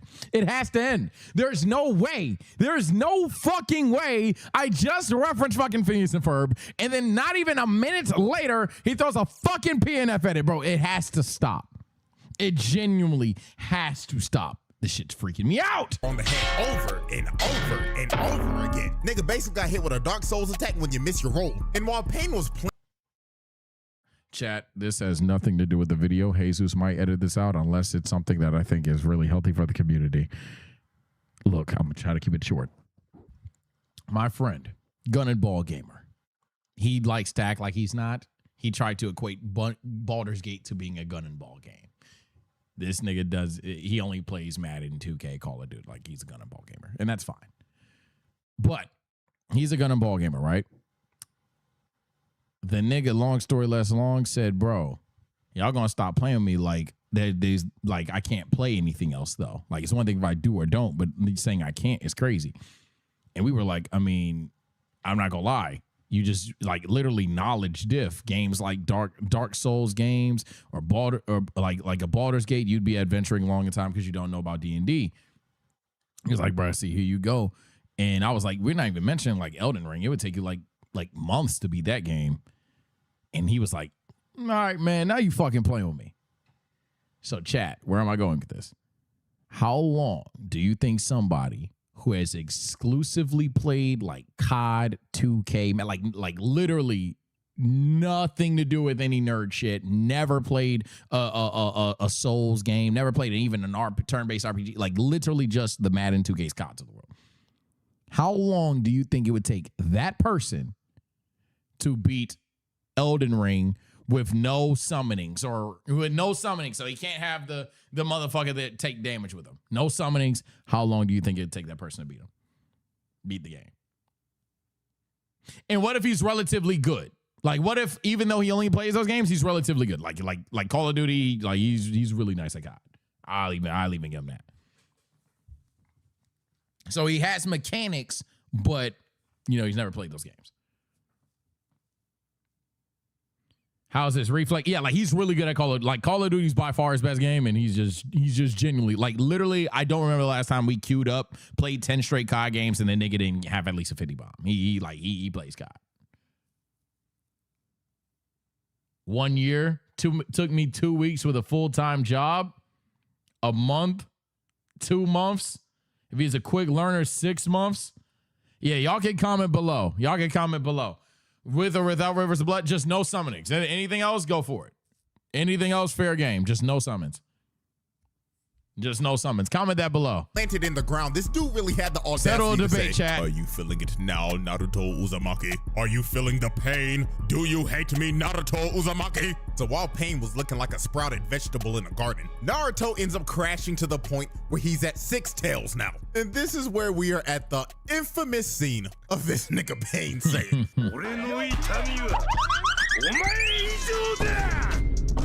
See, Naruto fans, we can't laugh at Gear 5. This did happen. Every single frame of this scene is a national treasure. So after Pain made the animation budget go into debt, he started running at Naruto at top speeds, dodging and weaving everything. He was out here skating on water. This fight started to look like a Sonic boss fight the way Pain was moving. Then Pain also, RDC, love you to death. I will never forget the discourse that Rock Lee could outrun Pain, man. I didn't hit the wrong button, but I will never forget that. When chat told me that one of y'all said that, I will never forget that day. I pray we can have that conversation. I forgot who said it, chat, but I pray if I ever hit DreamCon or something like that, shout out Johnny, he stopped by the stream before, but I pray we could have that conversation. That shit was insane. I forgot exactly how it went, but I was like, nigga, what? It was Dill? Yeah, he was bugging. He said pre-time skip Lee with no gates and no weights is faster than yeah, that was insane. Pain ended up going I know, hey, there it goes, but that one, you gotta put that one back. So after Pain deflected all the blasts, I don't know if they changed their mind on it or not, but that was crazy. I expect. Oh my God.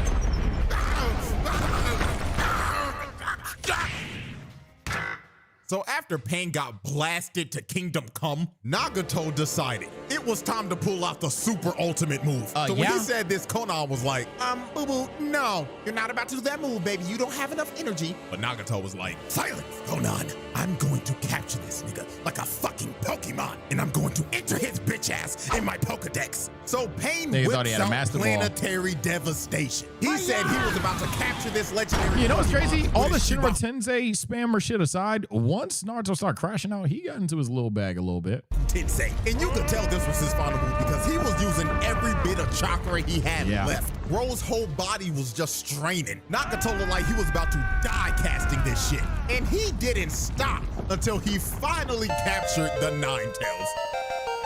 No, it's just doing Now, Pain thought it was over. He thought he had Bro captured and it was time to call it a day. But unfortunately for Pain, he had no clue how much plot armor Naruto actually had. Whoa!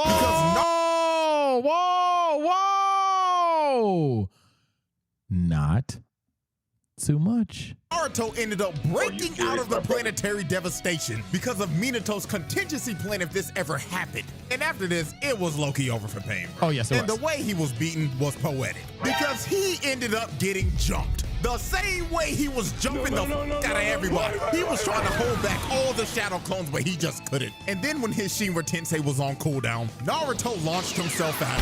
That's how y'all niggas be losing your games, by the way. Watch your cooldowns. Knockout! So after the Tendo Pain was defeated, the last Pain standing was Nagato himself. Yes. And the only way Naruto was able to beat this man was to use his most powerful jutsu, the strongest technique in anime history, Talk no Jutsu. So when Naruto pulled up on Nagato, bro, y'all be getting the shit off on Naruto too much, bro. Yeah, I won't say it's not funny. I will forever disagree with this shit, but nah, it's funny. Shoot this nigga. Y'all gotta chill on Big Nart, man. So after he ate the shot, Nagato told him, all right then, little nigga, you got 30 seconds to tell me about your pain. And if you don't move me or bring a tear to my eye, I'm booming your ass, twin. So Naruto proceeded to tell Nagato, you know, man, I get it. I used know to be you like had you a tough life, and I have too. Yeah. I remember back in the day when I was a little jit, and I would sit on this swing set every fucking day, yearning for friends and attention, while that sad-ass flute song played every time. You know what? Imagine if there was some guy in the bushes that just happened to play the flute there every day, and Naruto just never noticed. Not enough, nigga. Continue. My parents died when I was a baby. Yeah. And our sorry-ass third Hokage threw me in a nasty-ass, dusty-ass apartment. The fucker didn't even give me enough money to pay fucking rent. There we go. And I That's drank slander. I can spoiled milk every fucking day. Damn. Okay, now we're getting somewhere. And then I would walk outside, and I would have every single villager looking at me like I was a fucking ticking time bomb. And they were always wondering, when is this little nigga gonna crash out? Nigga, do you know how that feels? Shit, my heartstrings. I lost my parents, my homeboy, my sensei, and I've been bitchless for all 16 years of my life. But yeah, I'm about to say Naruto, especially at this point, before you realize that he can bring them all back. Yeah, Naruto, this shit was fucked. Nigga, I'm still standing, and I'ma bring peace to this world and stop this cycle of hatred. Well, goddamn, little nigga, you actually just moved me a bit. Very well, I'm reviving everybody in your village. What?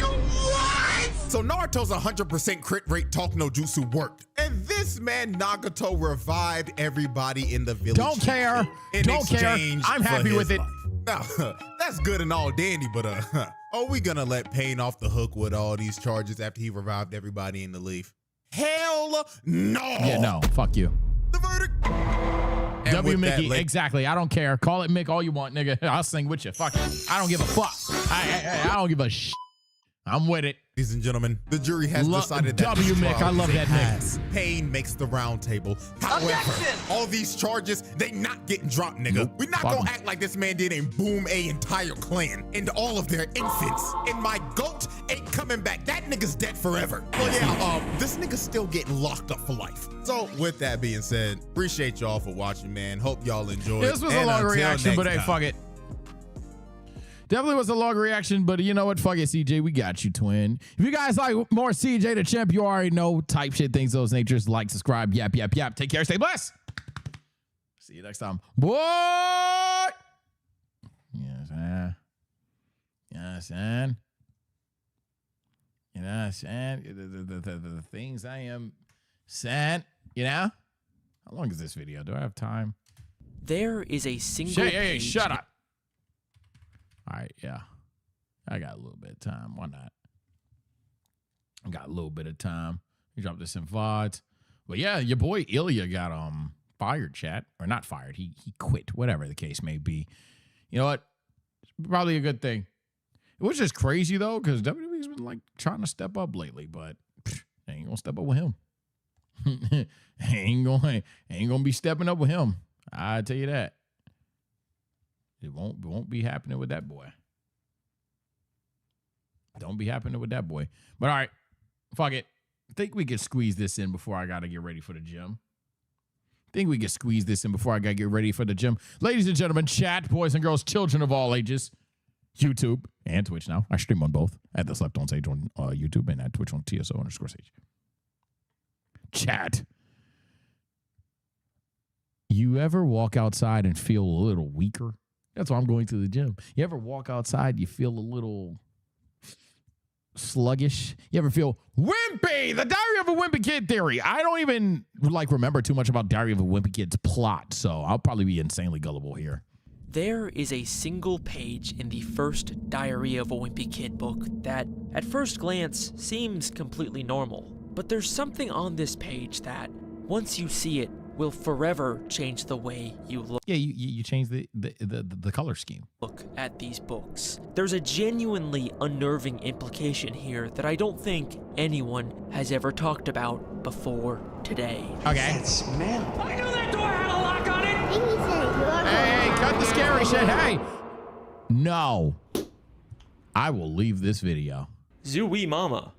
Hi there. Diary of a Wimpy Kid is a classic children's book series about a narcissistic kid named Greg Heffley who believes one day he'll be famous. The only reason I agreed to write in this thing is because I remember the fucking movie. Oh my God. I saw his face, heard the voice, and it just hit me like a truck. Vanquish with the two, going to the Air Force, wishing me luck. You lock in, buddy? I'm rich and famous. I'll let benefit student answer people's stupid questions all day long. But until then, he's stuck in middle school dealing with his I crazy used to read family these books and the all the weird time, kids but at I school. can't remember Wanna 5 see my things. secret freckle? I can remember, yeah, I remember that. I remember the cheese. This theory is not going to be about Fregley, by the way. I don't think I'm capable of figuring out what's going on with him. They've gone on to make 20 books, 4 Rowley spin-offs, and 7 movie adaptations, and there are no signs of them ever slowing down. Wow. And the weird thing about this is that not only do these books get a lot more cartoony and unrealistic as they go along, but by book 20, Greg is still in middle school. He never ages. And look, I know this is a thing that happens in a lot of different media about kids in school, but the thing that's interesting about Diary of a Wimpy Kid is that the books themselves are constantly acknowledging it. But for now, I'm stuck in middle school with a bunch of morons. To be honest, That's crazy. Oh, that's insane. Yeah, bro is either hilariously stupid or he got like a Timmy Turner thing going on. Or maybe he has an Incredibles thing going on because they're still tots, ain't it? I don't know if I'm mad at that or not. I kind of wish they...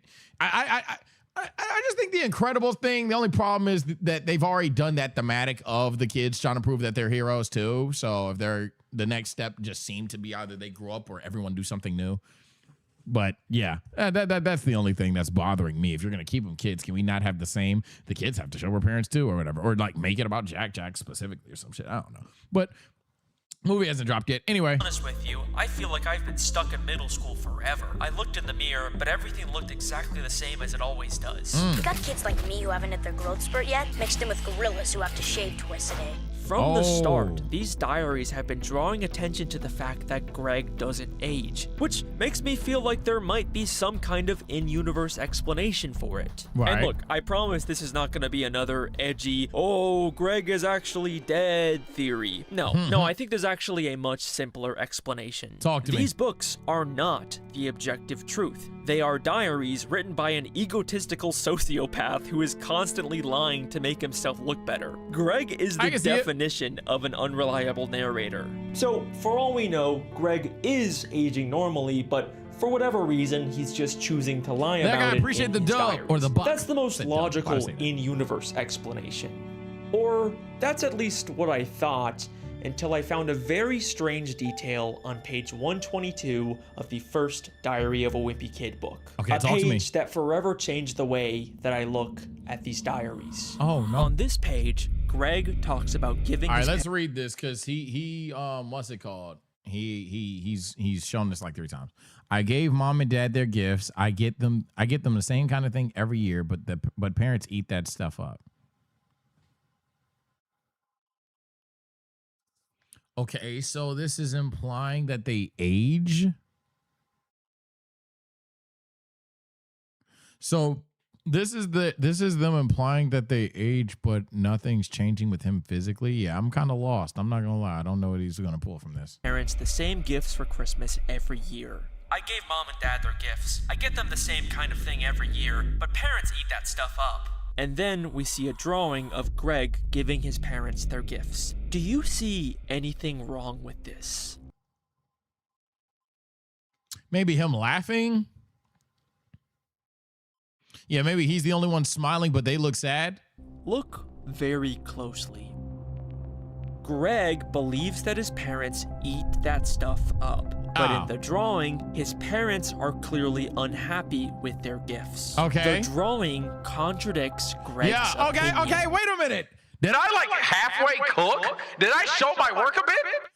Okay, yeah. All right, bet. Let's do it. Which means Let's do it. Greg couldn't have written this page. Wait a second. Is Greg not the author of his diaries? Oh my God. Oh my God. Okay, so obviously I know that Jeff Kinney is the real author of these books, and all of this is just fictional. But I'm saying, in the universe of Diary of a Wimpy Kid, what if someone else is writing these diaries pretending to be Greg? Have you ever noticed how the diaries are constantly cutting to other perspectives when Greg isn't around? Right. We've kind of just had to assume that Greg either heard about these things after the fact, or maybe he was just exaggerating, but sometimes they really feel like they're telling us things that Greg wouldn't know. The mom is in all of likes to rent these. these romantic comedies, and she makes Dad watch them with her, but I know Dad is just waiting for the first chance to break away and go back down to the basement. How does Greg know this? I mean, who else but Frank would know what he was secretly thinking about in this moment? He thinks it's the dad. Yeah, I'm about to say, those two are the only ones in all these scenes. Feel like something he would tell his son about later. In fact, these books are full of moments like this that feel like they're specifically from Greg's dad's perspective. Okay, so Greg he's going even with the dad. claims at the start of Third Wheel that he can remember things from when he was in his mother's womb. And the things he remembers do feel kinda accurate, but wouldn't it make way more sense if these were actually Frank's memories from when his wife was pregnant? What if Frank is the real author of the diaries? What if these are books that Frank is writing based on his son's life for some unknown reason? And it's okay if you're not fully on board yet, because I didn't really take this seriously either until I found something insane. Talk to me. At the start of Dog Days, we are told that there is a newspaper comic called Lil Cutie that Frank and Greg read together every day. And we find out that Lil Cutie is a comic series that was written by a father based on his son. Look at these two drawings on the same page. You can't tell me they aren't trying to frame Frank and Greg in the exact same way as the Lil Cutie author and his son. And that's not even the craziest part, because on the very next page it says, I guess now that the real Lil Cutie is all grown up, his dad's having trouble coming up with new material. Ooh. His dad's having trouble coming up with new material. Oh, so that's why he kept him young. Exactly what we've been talking about this whole time? The diaries get cartoonier and Greg never ages because now that his son is grown up, Frank is out of new material and he's forced to just make stuff up. We even find out in Old School that Frank had a very similar childhood to Greg. He also had a best friend like Rowley. Maybe he's merging some of his own story shit with Greg's. And two brothers that annoyed him. So maybe some of Greg's middle school stories are actually based on Frank's childhood memories. Right. We're a lot alike. Everything here fits perfectly. Now, if you still don't believe me, then I have one final question for you. A question that's been right in front of our faces this entire time, but we never thought to ask it before now. Okay. Why are these books called Diary of a Wimpy Kid? Right. Why would Greg, someone who is consistently shown as narcissistic and egotistical, ever refer to himself as wimpy? Greg has an extremely high opinion of himself. That's like his main thing. But you know who does think Greg is wimpy? His dad. Dad was pretty mad at me for letting myself get bullied by a kid who was still in I ain't gonna lie, kindergarten. now When that Dad might be a saw it, cook. He said it was a girl bike. Now and I should that get might rid be of a it. cook. Dad said there was no way he was getting me a dollhouse. So yes, I believe for whatever reason, Greg's dad... Either that or he was inspired by his dad calling him wimpy, and then it's just an ironic thing, you know what I'm saying? But hey, you know what? Fuck it, for the video, for the content. Let's go, it's his decided papa. to write the Diary of a Wimpy Kid books. And just like with Little Cutie, it ended up becoming a huge financial success, leading to a whole series of books and even a handful of movies. I always figured they'd make a movie about my life, but I didn't think they'd start the story here. I always figured they'd make a movie about my life. This line implies that these are in-universe movies based on the diaries. And Greg did actually become famous like he always wanted, but what if it's because his father decided to create a best-selling book series about his life? And that is my Diary of a Wimpy Kid theory. Yeah, I'm about to say there's closed. way too many legs on this video. It's Yep, like I'm pretty 26 sure minutes. we wrapped up everything. I know I always say that, and then there's like a big surprise plot twist in these videos, but like this time we're done for sure. I mean, you can just leave. We're all done. Don't look at the runtime of this video. Already did, buddy. Already did. Okay, so I genuinely wanted to end the theory here and be done with it, but there's a scene in the first Diary of a Wimpy Kid movie that I can't stop thinking about. I don't even want to show it because I promised I wasn't gonna do this, but you broke your promise. Just take a look for yourself. He had to eat his lunch on the floor. I was right. You're not even gonna make it out of there alive. The only chance you have making the yearbook is when they dedicate it to your memory. Oh! The only chance you'll have of making the yearbook is if they dedicate it to your memory. Wait a second. Could that be what these movies are? Did Frank write these diaries because Greg is dead? Oh, God, we are doing a Greg is dead theory. Oh, Lord. Oh, what the fuck? Here we go. I know. I promised I wasn't gonna do another they were dead the whole time theory, but I swear, this is not your usual edgy run-of-the-mill Greg's in purgatory theory. There's something— I know this theory. Now, I know a ton of these theories. It's like, oh, Lord. We're back to these. Yeah, these were definitely popular back then, that blank character is dead. Blank character is dead. Blank character is dead. This is definitely not dated YouTube, but not saying this video is dated. This video is probably gonna be really good, but like this is a genre of YouTube way back when. To do this, and I know people Probably have still already going on. suggested this before, but what I have never seen anyone talk about is the fact that there are so many moments in these movies that talk about Greg like he is dead or going to die. You'll be dead or homeschooled by the end of the year anyway. You're not even gonna make it out of there alive. He will kill you. Literally kill you. You're dead. Move over. I'm dying. He'll kill me. You're killing me. You know that? You guys are dead. Why don't kill me if she knows we're here? I mean, when you take the context into account, I don't think it's accurate, but you know what, man? Again, we're here for the content. Let's go. You're so freaking dead. I'll die. You can't call if you're dead. You can kill me. She's gonna kill both of us. We're dead. Mom would kill us. You are so dead. Greg, you are so This is definition of our top priority. When they dedicate Chat, our top priority, man. to your memory.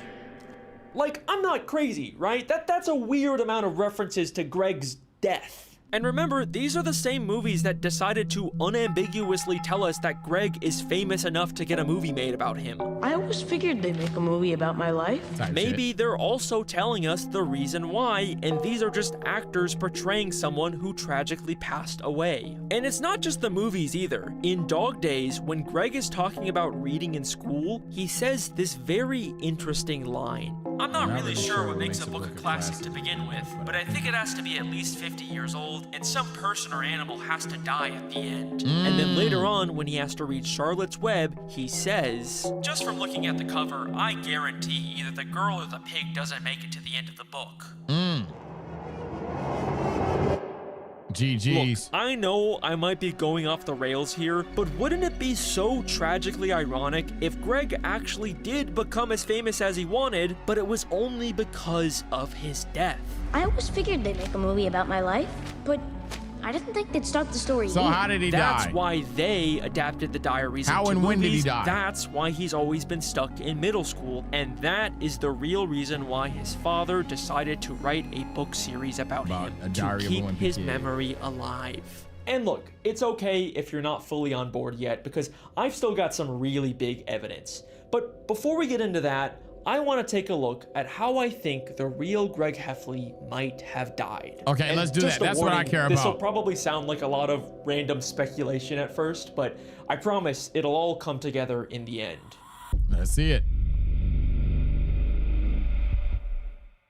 Going back to the movie that told us about Greg's fame and possible death, there's a scene where Roderick tells Greg and Rowley a scary story about a nearby forest called Devil Worshipper Woods. Oh, okay. This house, they had to tear it down because what happened there was so terrible. 2 kids who were, I don't know, maybe in middle school, they trick-or-treated that house on Halloween night. Okay. But the house was full of devil worshippers. Oh. Roderick tells them about a house that abducted children and cooked them in an oven, but that ultimately led to an accidental Isn't that Hansel and Gretel at that point? Fire that burned down the house with everyone inside. But they like a little forgot bit to turn edgier? off the ovens, so the house burned down with everyone in it. Now, this is obviously just a story Roderick is making up to scare Greg. Yeah, this is just an edgier version of that, ain't it? Then go to the woods later and only see Fregley.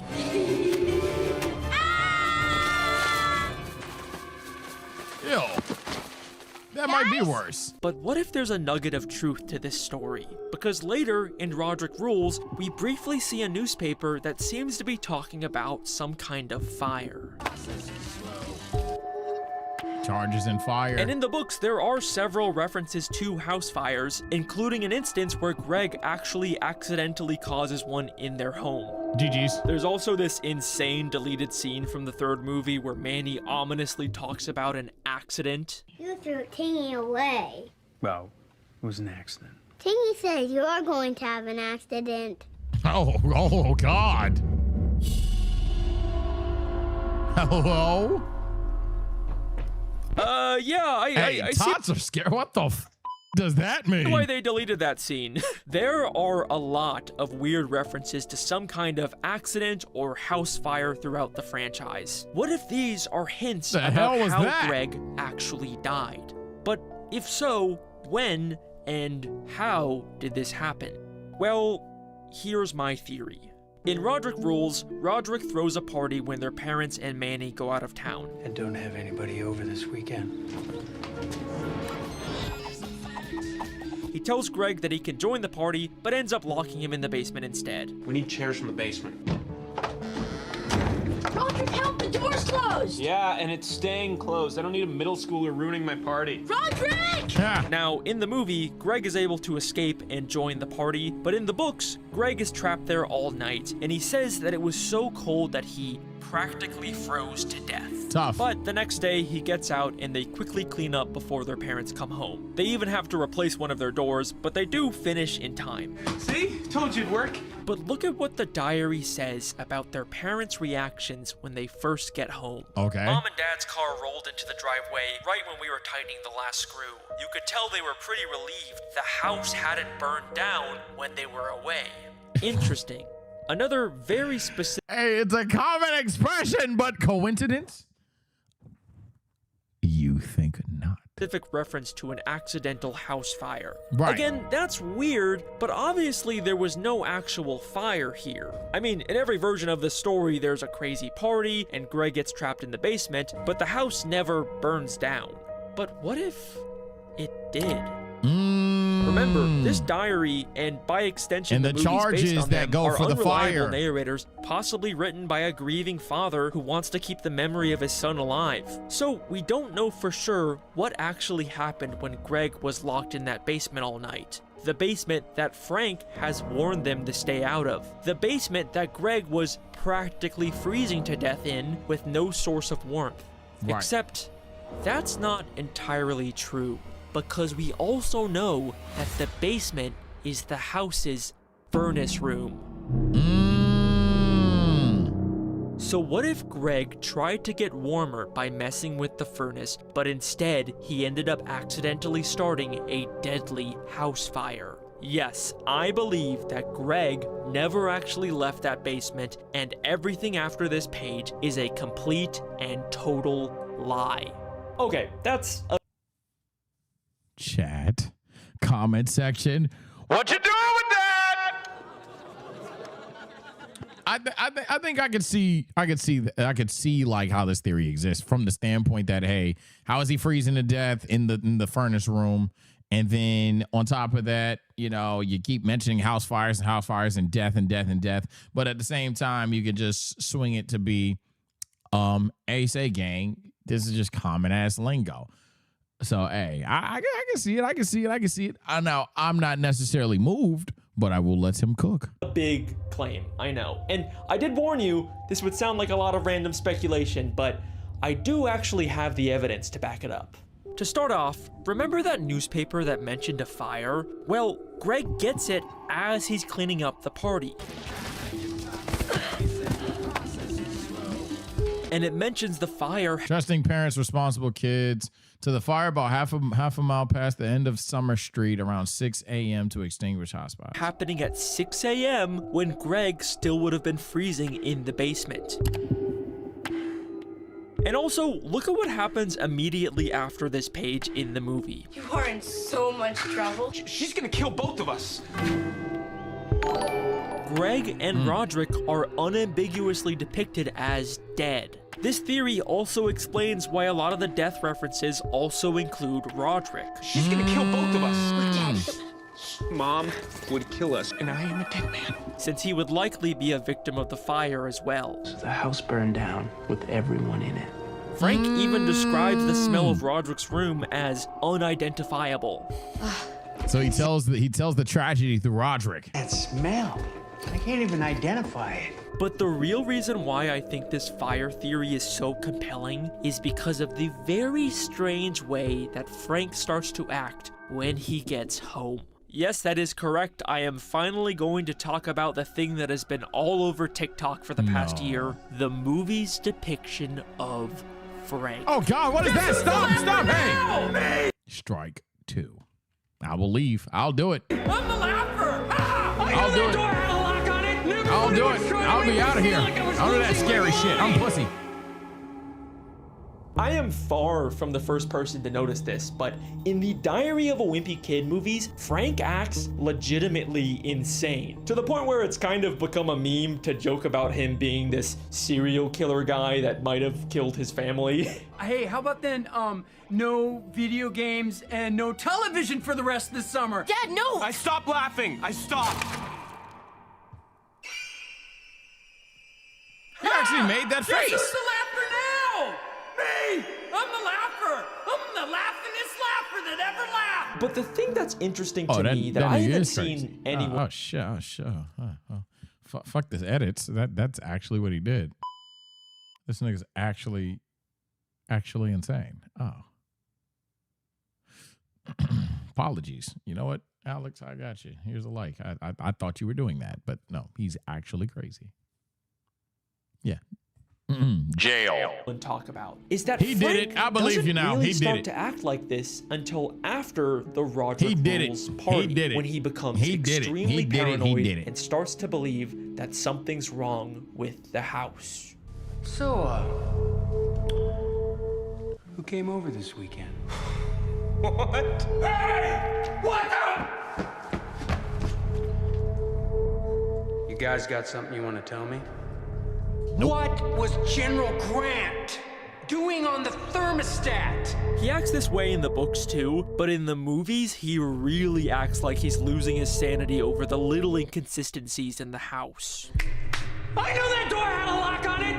And everybody was trying to make me feel like I was losing my mind! This roller skating kid is really good. Don't you think that he's good? Oh, God. What if what we're actually seeing is Frank having some kind of mental breakdown because he couldn't handle the reality of coming home to find his house had burned down with both of his children inside? He crazy. What's that smell? I can't even identify it. I think that Frank would be incapable of accepting this horrible truth, so instead, he's staying in denial and imagining that the fire never actually happened and that his children are still alive. GG's. Deny. Got it. Deny, deny, deny. The reason why Frank is fixating on the little differences in his house, like the bathroom lock being different, is because in reality, he's actually already moved into an entirely new home after the fire. But he'd rather concoct a whole elaborate story about his children replacing the door than accept the truth. I knew that door had a lock on it! Deny, deny, deny. Also, remember that terrifying Spooky. Manny deleted scene? Tingy says you're going to have an accident. It shows them two first. It showed the tots first. This scene makes no sense in the context of this movie, but with this theory, it just fits so perfectly. This is a moment of truth sneaking into Frank's delusions. His subconscious is telling him about the accident, but he is completely unable to accept it. The house burned down with everyone in it. Deny, deny, deny. This is like ominous. That is the real reason why. So wait, is the mom just chilling? Frank decided to create a diary pretending to be his son, Greg, so that he could continue to remain in denial about his death forever. I told you it would all click together. It's possible Greg did actually have his own diary at some point, and now Frank is just continuing it. But either way, I think that the books that we are reading are a strange denial fantasy that Frank is writing to cope with his son's death. This also gives a whole new meaning to why Frank is so protective over the basement in these books. The basement is where Frank works on his Civil War dioramas, and he's really strict about not wanting anyone to go down there. But maybe, even in his fantasy, Frank actually wants to keep his kids away from the basement that caused all of this. There's also this moment at the end of the Roderick Rules movie where Frank realizes his entire family is no longer sitting with him. Oh, This roller skating kid is really good. Yeah, I'm about to say, so what's up with the mom? Don't you think that he's good? Why are you talking like that? People like to joke about how Frank is realizing his entire family is dead or whatever, which doesn't exactly line up with my fire theory since Susan and Manny would still be alive. But if Frank has turned the loss of their children into a fictional best-selling franchise for money, then I could totally see Susan divorcing him and taking Manny. I mean, she was very much depicted as someone who believes in honesty. So that's how you're making that connect. All right now.